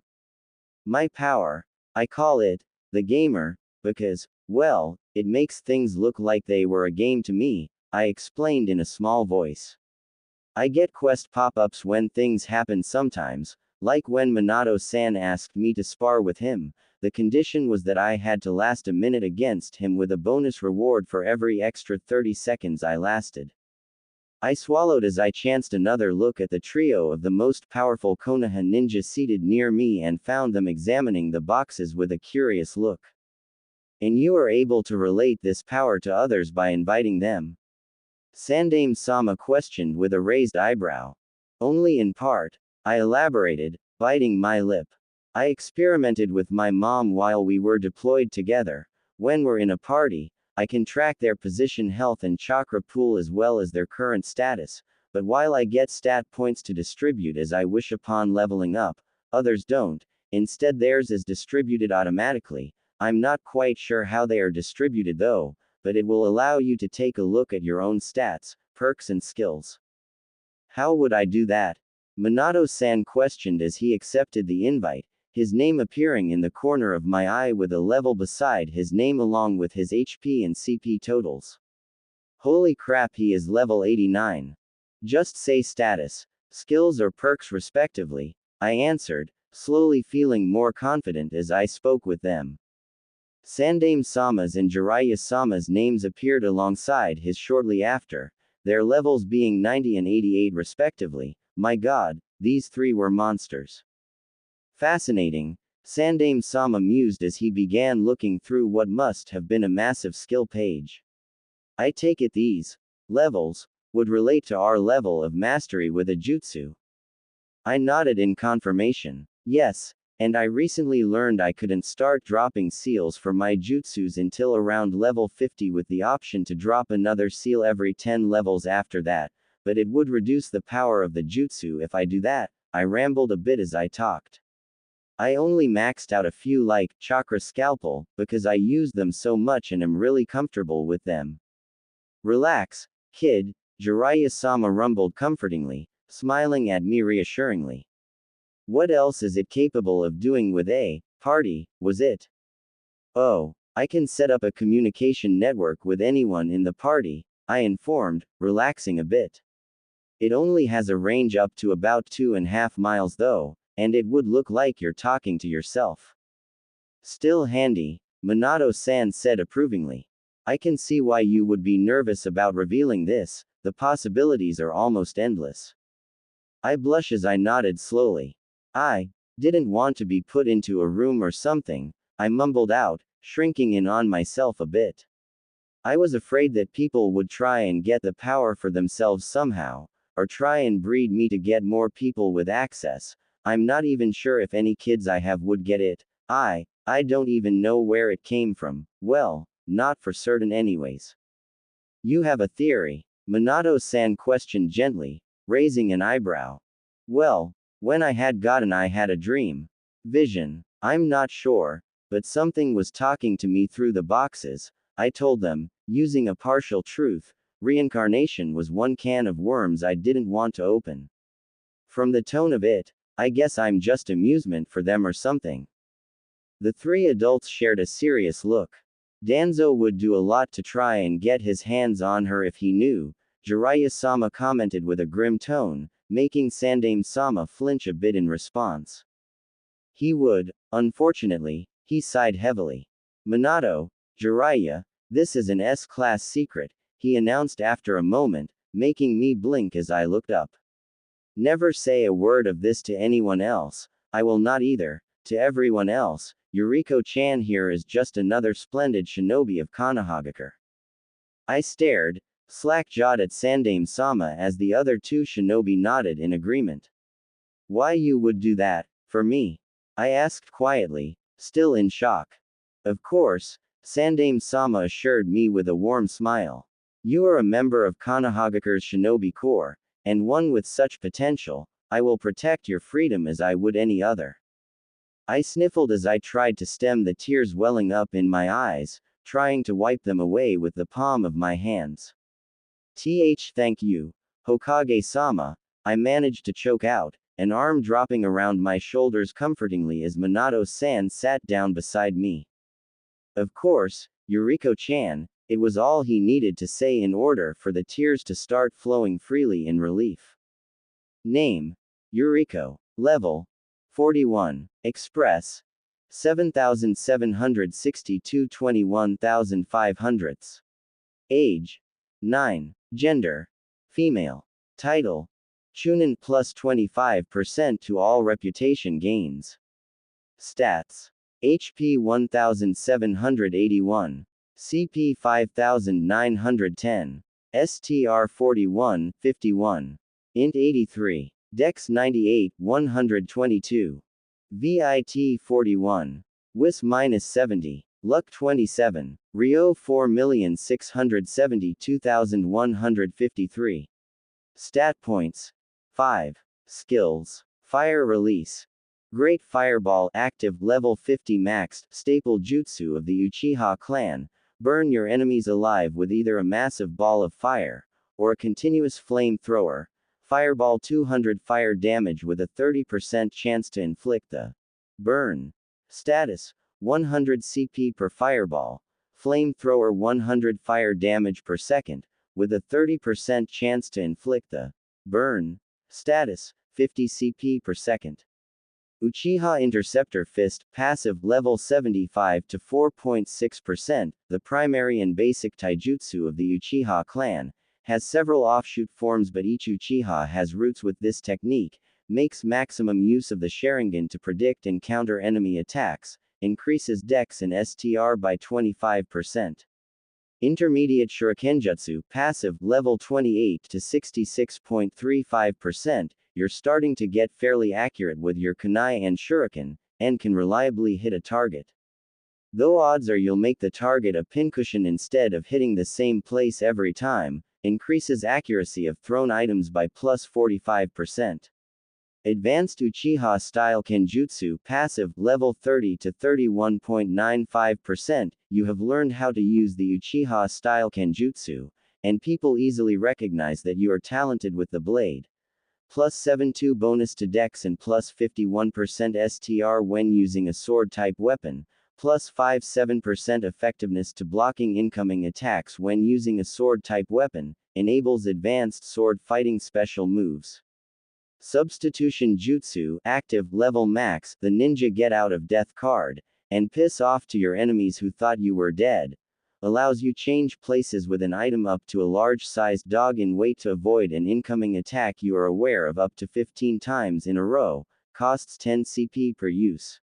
Transformation Jutsu, active, level 96 to 21.4%, the instant disguise kit. This genjutsu lets you disguise yourself from your enemies but is very fragile and can be disrupted easily. Can transform into another person that is within 3 feet of your height and 80 pounds your weight. Costs 15 CP, second. Clone Jutsu, active, level max, a very basic clone technique, creates illusionary clones that don't have any shadows or creates sound, can create up to 19 clones per use, 10 CP, clone. Relaxation technique, active, level max, the most basic Iryojutsu used by the medical ninja. The user uses their chakra to relax the target, washing their fatigue away and stimulating their chakra regeneration, cannot be used on self. Plus 140% chakra regeneration on target, 20 CP per second. Advanced Iryojutsu, passive, level 55 to 68.54%, you are now able to perform surgeries not only in the hospital, but in the battlefield with a higher success rate than failure rate. Congratulations, you can now be considered a doctor, were it not for the fact you kill people for a living. Minus 50% CP cost for Iryojutsu, plus 5% effectiveness for Iryojutsu. Gentle Healing, active, level 50 max, one of the basic healing jutsus used by Konoha ninja, most effective on minor injuries and is ill-suited for major injuries. Heals 50 HP, second, costs 25 CP per second. Observe, active, level 75 to 54.97%, the go-to skill of all with the power of the gamer. With this you can see the stats of various items and people around you, 10 CP, use. Sharingan Stage 3, active, passive, level 75 to 69.98%, the so-called hacks, power of the Naruto world. Steal your enemy's jutsu by watching them make their hand seals and throw it back in their faces, plus it'll help you predict their moves and can even trap them in genjutsu while looking through enemy ocular-based genjutsu. You can even see the future by predicting the movements of everything in your eyesight. Have fun, but be warned, opponents with sufficient speed can overcome your predictive abilities. 25 CP per second when used by non-Uchiha, 5 CP per second when used by an Uchiha. Plus 51% dex when active, can learn opponents' jutsu by watching them form their hand seals, cannot learn elemental Kekkei Genkei or hidden jutsus. Mystical Palm, active, level max, the standard Iryojutsu of medic shinobi everywhere. The mystical palm is one of the most versatile Iryojutsu in circulation, including the chakra scalpel jutsu. It band heal your allies or damage your enemies with creative application. One medic 9 was even noting saying, "I can heal my enemies to death, healing 150 HP per second, 5 CP per second." Damage varied depend on usage. Chakra Scalpel Active Level Max, a standard jutsu learned by both the medical profession and the interrogators. This jutsu is capable of cutting solely what the user wishes to cut and nothing else, including targeted organs and leaving the skin intact. Varied depending on usage. Chakra Flow. Chakra Scalpel Active Level 50 to 37.14%, an improvised technique combining the Chakra Scalpel jutsu with the Chakra Flow technique, drastically increasing its cutting ability on organic materials as well as being able to choose what organic material is cut. Plus 7-5 damage against organic targets, selection of what organic target cut. Sharingan. Genjutsu Active Level 33 to 63.98%, an illusionary technique utilizing the Sharingan as a medium. The Sharingan Genjutsu allows the user to influence the target when they meet the user's eyes. Lower levels are restricted to minor illusions while higher levels are able to induce a hypnotic state in their target. Chakra Flow. Neutral Chakra Active Level 42 to 0.00%, a versatile technique used by many weapon-wielding shinobi and samurai to enhance their weapons in the field. Different types of chakra can cause various effects, but neutral chakra simply enhances the damage and durability by a moderate amount plus 2-5 damage, plus 2-5% durability, 20 CP, second. Fire Release. Chakra Flow Active Level 49 to 31.58%, chakra flow using fire-natured chakra, causes the weapon to be enveloped by flames. Higher levels allow for greater manipulation of said flames plus 50 to 250 fire damage, 50% chance of applying burning status to target. Fire Release. Blazing Skull Active Level 40 to 45.91%, 5 seals. Water Release. Water Mantle Active Level 40 to 11.94%, 3 seals. Perks. Sealmaster. Hey, they use Fuinjutsu Seal Biju. Would you really want to with someone that has turned that art into an art of their own? Plus 50% XP bonus to Fuinjutsu. With this sword of mine, you've always enjoyed the way the light dances off the edge of a sword. Some even think you like it even more with the blood of your enemies coating it. Plus 50% XP gain to Kenjutsu skills. Medic Nin. You don't with the white mage. You heal your friends and destroy your enemies' organs. Now you just need to remember where you left your watch. Plus 100% XP gain to Iryojutsu, but enemies will try to target you first. Feel the burn. Fire has always warmed people in the cold nights, chased predators away with its light, and burned your enemies to ash. You little pyro you, fire is your go-to weapon of choice when it comes to dealing with your enemies. Start with natural fire affinity, plus 50% XP gain with fire ninjutsu and nature manipulation. Natural fire affinity. Your chakra has always burned bright, now it's time to show the world just how much by releasing it in white-hot flames. 15% chakra cost reduction to fire ninjutsu and nature manipulation. Natural water affinity minus 15% chakra cost reduction to water ninjutsu and nature manipulation. Gamer's body.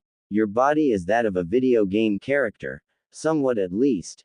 You recover HP and CP when sleeping 100% in your bed, 75% in someone else's, 50% in a sleeping bag or tent, 25% on the ground or in the trees. Gamer's mind.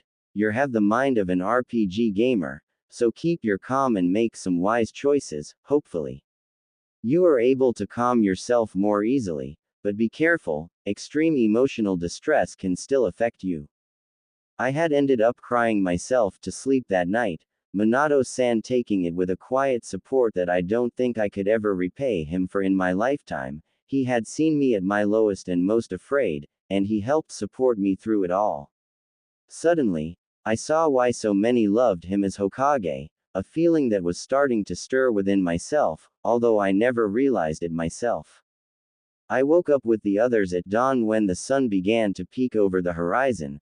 I showed them my stat page over breakfast as I allocated the points from leveling up into my dex, bringing that up to 100, and to my whiz to get that to 73. I was actually as a perk popped up when I confirmed the changes I made. Because your dex has reached 100, you have received a new perk. Fleet-footed base speed, evasiveness and accuracy is increased by plus 50%. Huh, cool. Following that, I began talking with Jiraiya-sama about the different seals I used on my clothing once I was able to get my skills to a high enough level to use them correctly. Even taking my jacket out of my inventory, to both show them how it worked and to show the seal work to Jiraiya-sama, who took down some notes on it. As he was doing that, I was questioning Minato-san on his Hiraishin Jutsu, eagerly absorbing everything that he was telling me about it, and from the way he was talking it was like some kind of hybridization of a wormhole and dematerialization. A lot of the details went completely over my head, but I was able to glean a few useful insights, especially with the markers, and his awareness of their presence. That had led to me suggesting a seal that could be used to mark a shinobi's position that is then relayed to a map allowing for real-time update on allied troop positions. Sandaime-sama had to raise his voice to break the three of us out of our discussion on how best to implement it to get us back on the road and moving, though he did take our distraction in good humor. It was a surreal experience for me, a 9-year-old chunin, to be treated as an equal by these three powerful shinobi, being asked for my opinion on current events, my view on how certain jutsus would work best in combination with other jutsus. Surreal, but an experience I wouldn't trade for the world, as I remember laughing so hard at a story Minato-san told me about some of his earlier adventures with Jiraiya-sama and his old teammates that I ended up slipping off a branch and face planting on the ground. It took us a week, but soon enough we approached the border to Tetsu no Kuni, the air getting chiller, prompting us to don the specially made all-weather cloaks that used a tiny bit of our chakra to warm our bodies. I made a mental note to copy the seals onto my clothing aloud, to the amusement of Jiraiya-sama, who asked if I was planning wearing more seals than clothing. My first meeting with the samurai of Tetsu no Kuni was actually fairly unremarkable. We simply walked up to the border office, stated our names, affiliation and purpose within Tetsu no Kuni before being allowed entrance with a single samurai escort, who was pretty damn quick, able to lead us up to the capital of the country where the meeting was to take place. As we entered the city, I wasn't able to help myself as I looked around at the various buildings and shops that dominated the main street.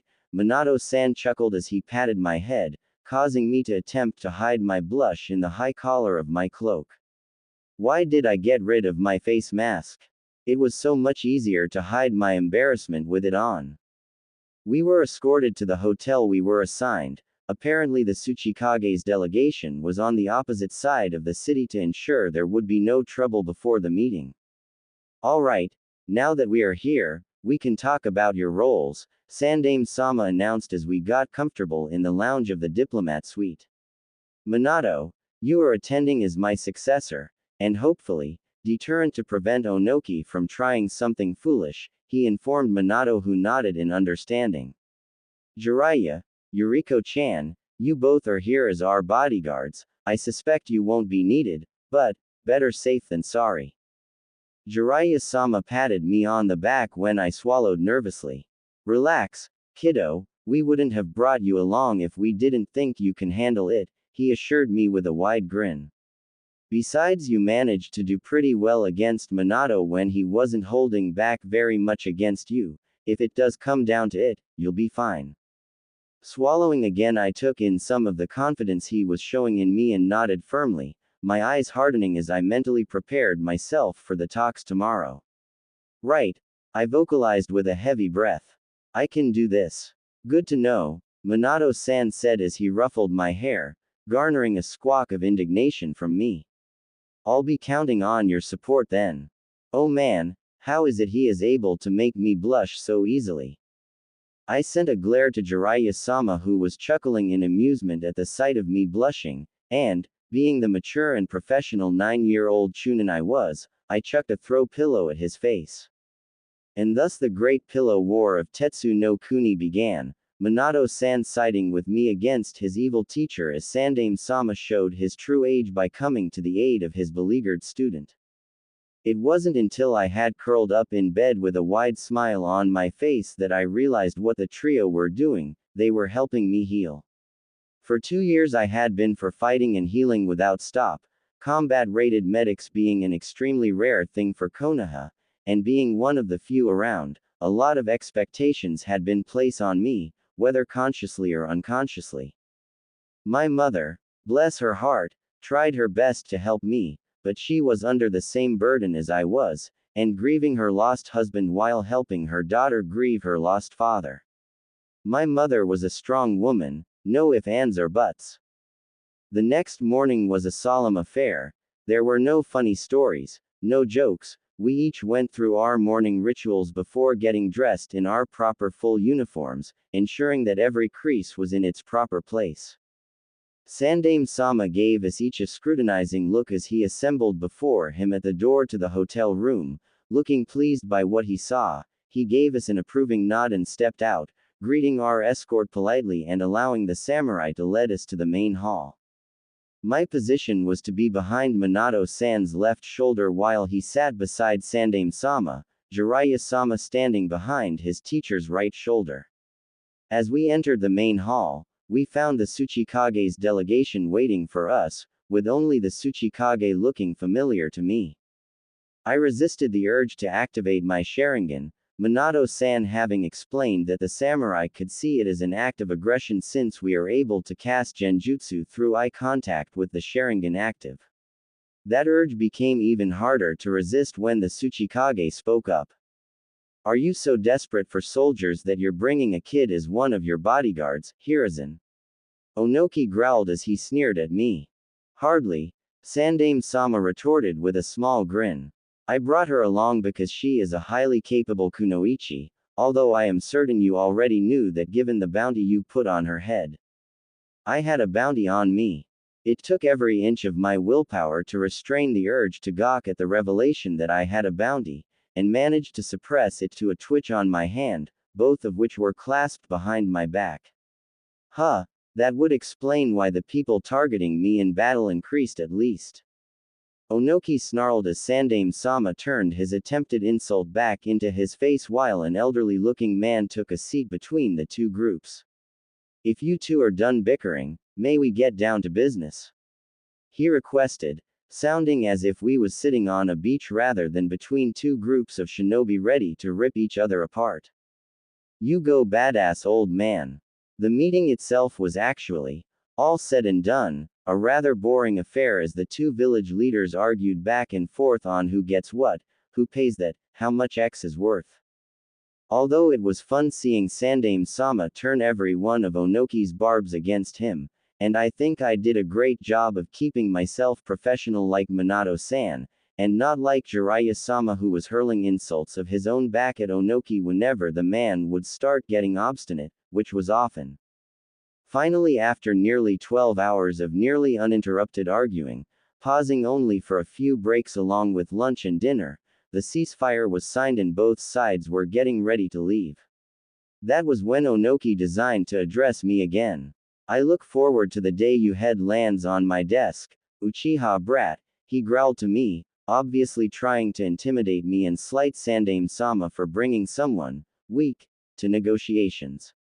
I'll enjoy gouging your eyes out for my shinobi even more.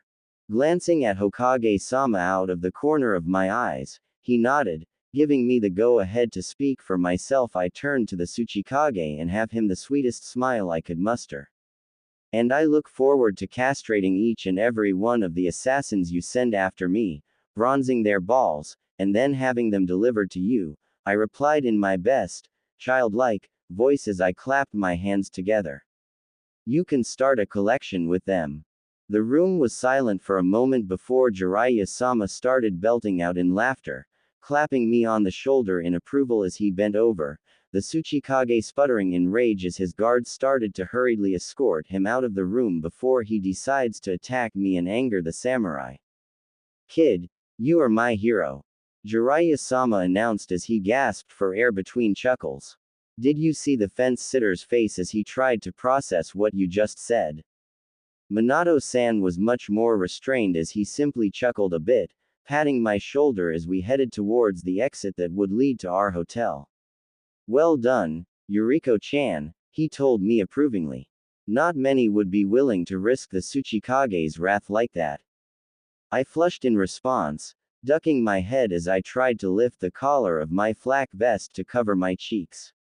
I was only able to do so because you all were here. I managed to mumble out, what was wrong with me? I never had this much trouble speaking with someone before. All the same, Yuriko-chan, you managed to keep your calm before a superior shinobi as he tried to make you lose your cool and turned it back against him. Masterfully done, Sandaime-sama said approvingly. Although, in the future I would recommend using less crass language, it is ill-becoming of a lady to speak like that after all. My blush deepened as my head dipped in acknowledgement. Yes, Hokage-sama, I replied in an embarrassed voice. Shall we get some rest? It is going to be a long journey home, after all, Sandaime-sama suggested as we approached our hotel. But at least we return with good news this time. The journey back home to Konohagakure was as enjoyable as the trip to Tetsu no Kuni. I was especially surprised when all three of them started teaching me little tricks here and there, like Jiraiya-sama showing me how to increase the power of an explosive note with just a couple of brush strokes. Minato-san showed me how to compress my seals, making them smaller without losing any of their effectiveness, and Sandaime-sama was a treasure trove of ninjutsu tips and tricks. He even helped me get started on the second stage of nature manipulation training for both fire and water. Setting a rock on fire and reversing the direction of a stream, respectively. Unlike our trip out, however, our return was greeted with a large amount of fanfare as the news of the ceasefire spread and many of the shinobi began to return back home. It was strange, standing between Minato-san and Jiraiya-sama behind Sandaime-sama as we walked down Main Street to the Hokage Tower for the debrief. I was pretty sure many people didn't notice me, considering just who was standing around me, but I did notice a few Uchiha in the crowd point me out to their fellows and call out my name, prompting me to wave nervously in return. Soon enough we were in the meeting hall of the Hokage Tower. I was directed to stand beside Minato-san for the meeting instead of being told to wait outside like I assumed was going to happen. We then proceeded to give our report to the assembled clan heads, Fugaku-sama giving me a speculative look as I stood beside the future Yondaime, and reported on our gains and losses as a result of the treaty signed. Questions were raised and answered. I was even asked a question by a man who could only be Shikaku Nara about things on the front lines alongside Sunagakure, and thankfully I managed to suppress the nervous feeling of standing beside Minato-san. Seriously, why was I feeling like this? Enough to answer his question professionally, admitting that my information may be out of date. Eventually the questions died down and Sandaime-sama dismissed the assorted clan heads, Fugaku-sama pausing to send me another contemplative look before leaving. Well, I would say that was a successful mission, wouldn't you? Sandaime-Samantha asked cheerfully as he stood in front of his D-so in the chamber. There is just one more item to be covered, Jiraiya, Minato, your assessments. I blinked in confusion at his question as Jiraiya-sama stepped forward. She remained professional throughout the meeting, kept her cool when the fence-sitter addressed her directly. She definitely has the skills, he listed, making me realize that they were assessing me. With a bit more experience under her belt, she'll go a long way, I think. Sandaime-sama nodded before turning to Minato-san, who took that as his own cue.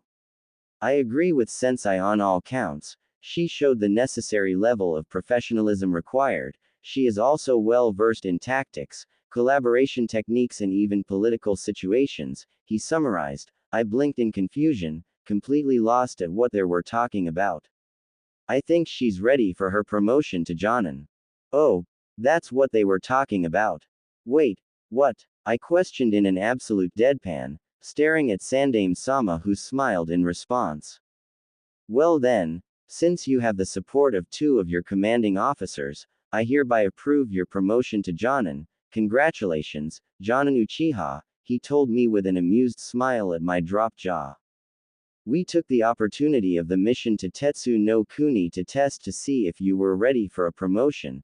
The Jonin commander at your last promotion forwarded a recommendation after you were forced to temporarily take control of the medic division when your mother was injured 3 months back, he explained to me. I recalled the day he was talking about. I had flown by the seat of my pants that entire freaking week. That is not all, however, Jiraiya commented as he fought back a grin. Indeed, with me stepping down soon, Minato will be needing a set of guards he can trust with his life, Sandaime-sama informed me, my eyes widening as I realized where this was going. I would like to offer the position as one of my bodyguards to you, Yuriko-chan, Minato-san told me with a slight smile on his face. You are young, yes, but you have length of potential for growth and I would be honored to have you at my side when I become Hokage. I began to feel lightheaded. Minato-san wanted me to be a part of his guard force. I accept. I shouted unintentionally, unable to control my volume due to my shock. The honor will be mine, Minato-sama. I look forward to working with you then, he told me cheerfully as a new alert popped up. Mandatory quest completed. Escort the Sandaime Hokage to the peace talks with the Sandaime Tsuchikage. Reward: 25,000 EXP, plus 15,000 reputation with Konohagakure, plus 5,000 reputation with Iwagakure, promotion to Jonin. Bonus objective: made the Sandaime Tsuchikage lose his cool while keeping your own, completed. Earn a position amongst the Yondaime's guard, completed. Entrust Hiruzen Sarutobi, Minato Namikaze and Jiraiya with your secret, completed. Reward: plus 15,000 EXP, plus 5,000 reputation with Jiraiya, Minato Namikaze and Hiruzen Sarutobi. Plus 15,000 EXP, Hokage's bodyguard perk acquired, plus 5,000 reputation with Jiraiya, Minato Namikaze and Hiruzen Sarutobi. Plus 15,000 EXP, plus 7,500 reputation with Jiraiya, Minato Namikaze and Hiruzen Sarutobi. Mandatory quest completed. You have been made a genin early due to the war raging in the elemental nations. Defend your home and allies from invasion while ensuring your own survival. Objective: survive to the end of the Third Shinobi World War without Konohagakure or any of your allied nations being destroyed. Reward: plus 25,000 EXP, plus 5,000 reputation with Konohagakure, plus 2,500 reputation with allied nations, war veteran perk acquired. Bonus objectives: survive with your entire squad, completed. Earn a place in the bingo book, completed. Escort the Sandaime to the treaty signing, completed. Reward: plus 5,000 EXP, plus 1,000 reputation with your teammates and Jonin Sensei. Plus 15,000 EXP, plus 5,000 reputation with Konohagakure. Plus 15,000 EXP, plus 5,000 reputation with Jiraiya, Minato Namikaze and Hiruzen Sarutobi. My eyes bugged a bit as I stared at the pop-ups before me. Something big, kid? Jiraiya-sama questioned as he raised an eyebrow at me. S7 levels, I managed to stammer out. I've never had that big of a jump. Jiraiya-sama blinked at me with a grin. Oh yeah, the quest of escorting the old man gave you that much? He asked me. And the bonus objectives, and the quest for surviving the war and its bonus objectives, I managed to explain, still staring at in shock before shaking my head. Also, I have a bingo book entry. Sandaime-sama chuckled a bit as he pulled a little black book out of his desk and tossed it to me, allowing me a chance to leaf through it quickly before I came across my own entry. Bloody Scalpel Yuriko, B-ranked bounty. Official name: Yuriko Uchiha. Age: 9. Rank. Chunin. Specialty. Kenjutsu, Iriojutsu. Most used jutsu. Unique chakra flow with the properties of the chakra scalpel technique. Warning. Technique is highly lethal even with a graze. Bounty. 1 million ryo, payable by Iwagakure, Kumogakure and Kurigakure. Rating. Engaged with caution. Huh. I replied as I stared at the picture they used for my page, namely me with splashes of blood on my face as I glared elsewhere with an active Sharingan. That's something. Jiraiya-sama chuckled as he patted my back. Welcome to the big leagues, kid. Chances are the fence sitter will probably bump it up a bit in revenge after the meeting, he pointed out. But don't worry too much about it. Aside from the odd bounty hunter, not many will go out of their way to try and get you. Plus, with your position as the Hokage's bodyguard, you will spending plenty of time in Konoha with your duties to Minato, Sandaime-sama informed me gently. Plus, I will be doing some training with you and your new squad, Minato-sama elaborated. There are a few techniques that I want you all to learn. My heart skipped a beat at his words, a chance to learn from the Yondaime Hokage himself. Yeah, I look forward to it, Minato-sama. I said aloud, a bit louder than I intended, getting a chuckle from him. Very well then, you are dismissed for the rest of the day, Yuriko-chan, Sandaime-sama told me. Please report back here tomorrow morning to start your assignment. Yes, Hokage-sama, I replied, saluting proudly before I left the room, a skip in my step as I left. Holy crap, sometimes my gamer life sucks, but then days like this roll around and things become awesome. Ah, welcome back, Yuriko-san. One of the guards called out. Heard you were a part of Hokage-sama's guard retinue to Tetsu no Kuni. Yup, I replied cheerfully, smiling at one of the guards. I even got to talk with Minato-sama and Jiraiya-sama about Fuinjutsu while we were traveling. Oh ho, that must have been quite the conversation, his partner said, grinning at me. Pick up any good tricks? Minato-sama taught me about seal compression, Jiraiya-sama showed me how to enhance my explosive notes, and Sandaime-sama actually taught me the next stage of nature manipulation training, I explained, my excitement clear in my voice as I spoke about my experience. Plus I got to spar with Minato-sama, got completely destroyed in under 2 minutes though. The pair stared at me with a slightly baffled expression before chuckling in amusement at I raved. Well, before you head home, Fugaku-sama wanted to meet you at the main family building, the first one told me with a grin. Not sure what he wanted to talk to you about, but he seemed pretty lost in thought. I blinked before remembering the curious looks he had been sending me during the meeting. Alright, I'll head over and see him now, I assured the two of them as I passed through into the compound. See ya later. I was greeted by a number of people as I walked through the district, several of them stopping to chat with me for a moment with a few of the shinobi calling out to me in greeting. Finally I was able to make it to the home of the clan head of the Uchiha and knocked on the door. I paused as the door was opened by a child around 4 years old, the tear tracks alongside his nose being a clear indicator on just who this child is. Yes, Itachi Uchiha questioned, staring up at me with wide eyes. It took every inch of my willpower not to squeal in excitement at the adorable look on his face. How could he be so cute as a kid? Hello, is your father in?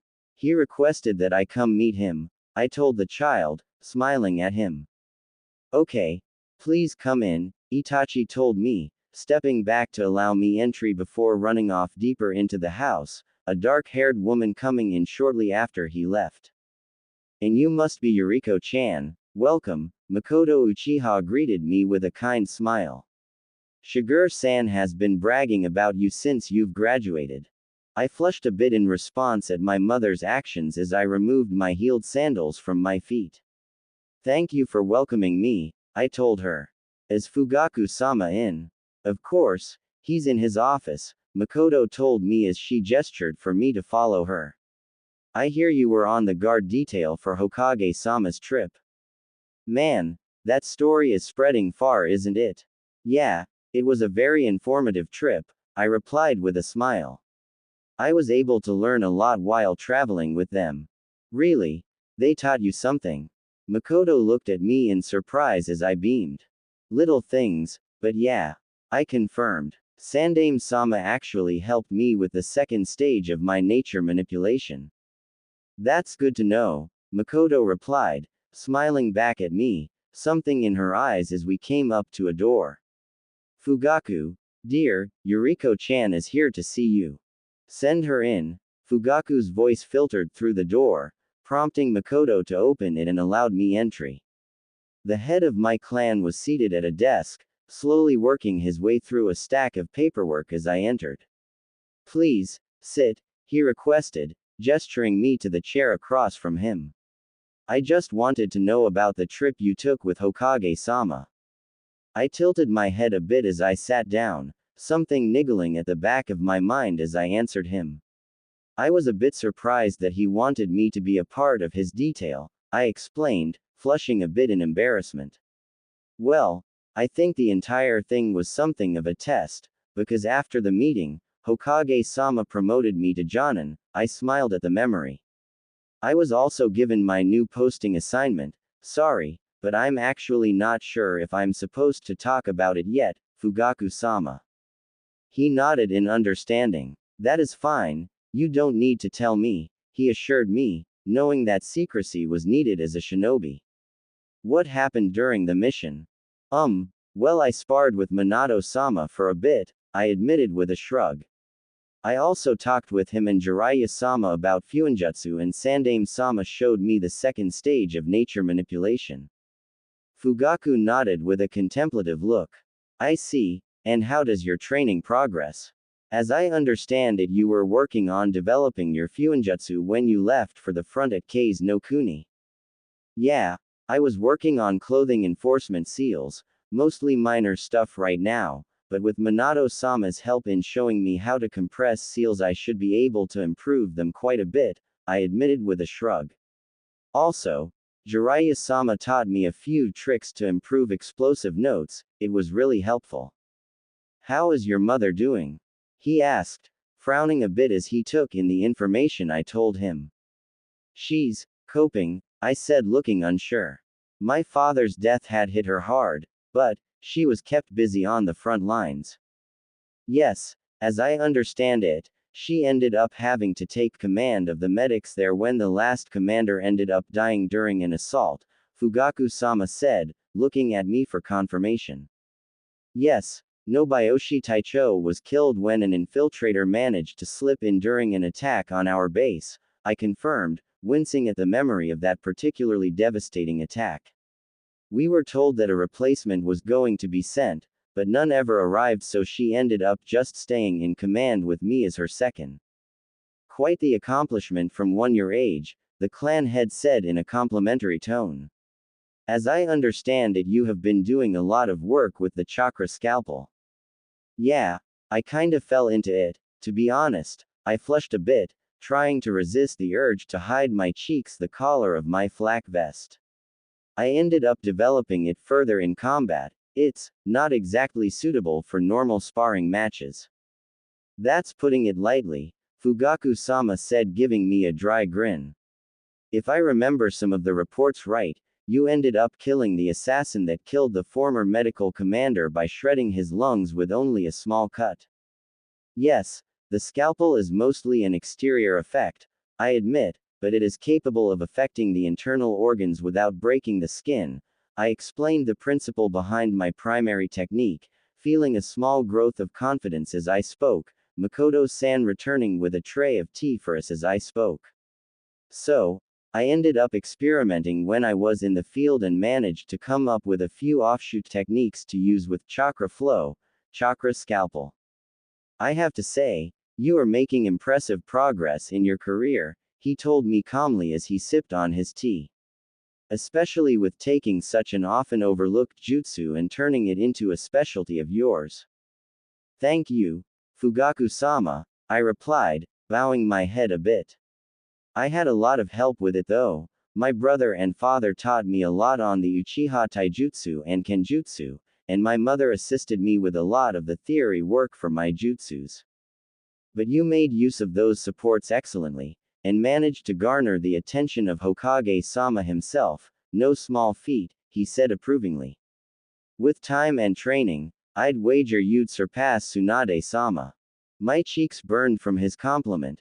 Fact of the matter was, Tsunade-sama was hands down the best medic ninja in the world, bar none. Even if myself, Saya Taicho and my mother were to somehow combine, we'd still probably wouldn't match her skills. I don't know about that, I replied modestly. Nonsense. You are an Uchiha, and we do have a tendency to be overachievers when we put our minds to something. I couldn't help but let out a little giggle at his half-joke. As I understand it, your brother and mother are still out in the field, dealing with the last of the clean-up operations out there. Please, stay for dinner tonight. I blinked in response to his offer and glanced over to Makoto-san, who smiled at me encouragingly. Ah, I'd be honored, Fugaku-sama, I replied after a second. Thank you for having me. It'll be ready soon, Makoto told us as she stepped out of the room, sending a grin our way. So, why don't you tell me some more about the Kei's no Kuni front? I've read the reports and I would like to get your perspective on things. I blinked, but nodded in agreement and settled myself in for the conversation. Dinner with the main family was an interesting experience. Fugaku-sama was a very stern person, but he did have a rather dry sense of humor to him that could be hard to miss if one wasn't either an Uchiha, or used to dealing with them. Makoto-san was a surprisingly energetic woman, doting on me and her son enough to make us blush, and little Itachi-kun was, well, quiet for the most part. He had obviously seen the effects of what the war did if the small winces he'd tried to cover up when the conversation came up were any indication. He did warm up to me eventually, however, asking me questions about the places I'd seen, and his expression of wonder when I told him about Tetsu no Kuni was downright adorable, especially when I told him about all the snow that had been on the ground. It was obvious he was a smart kid and objectively knew about snow and the weather, but it was still something else apparently to hear about an entire country covered by it. After dinner I helped Makoto-san with the cleanup to only a light amount of protest, the older woman only putting up the barest resistance to me helping her before saying my goodbyes to head home. It was when I was laying in bed that I remembered something. Fugaku had planned a coup in the canon timeline of the show. Was that what this meeting was about? Seeing if I agreed with that sentiment, or was it something else? Letting out a groan, I rolled over and shut those thoughts out of my head. Nothing I could do about it now, and I had to report in for my assignment tomorrow. The next morning I couldn't help but brim with excitement as I went through my morning routine, getting ready for my first official day as a Jonin. While I was getting dressed I paused as I reached for my flak vest and tilted my head in thought before opening my inventory, and pulling out the crimson chakra jacket, and pulling it on instead of the flak vest. Checking my reflection in my bedroom mirror I made a few adjustments to the fit before nodding in satisfaction and headed out the door. It was still very early in the morning when I left. The only people out were the early riser civilians that were getting their shops ready for the day, and fellow shinobi either heading to get their own assignment returning home from theirs. I made good progress through the village, taking to the rooftops to avoid getting stopped by the occasional civilian who wanted to strike up a conversation with the passing shinobi.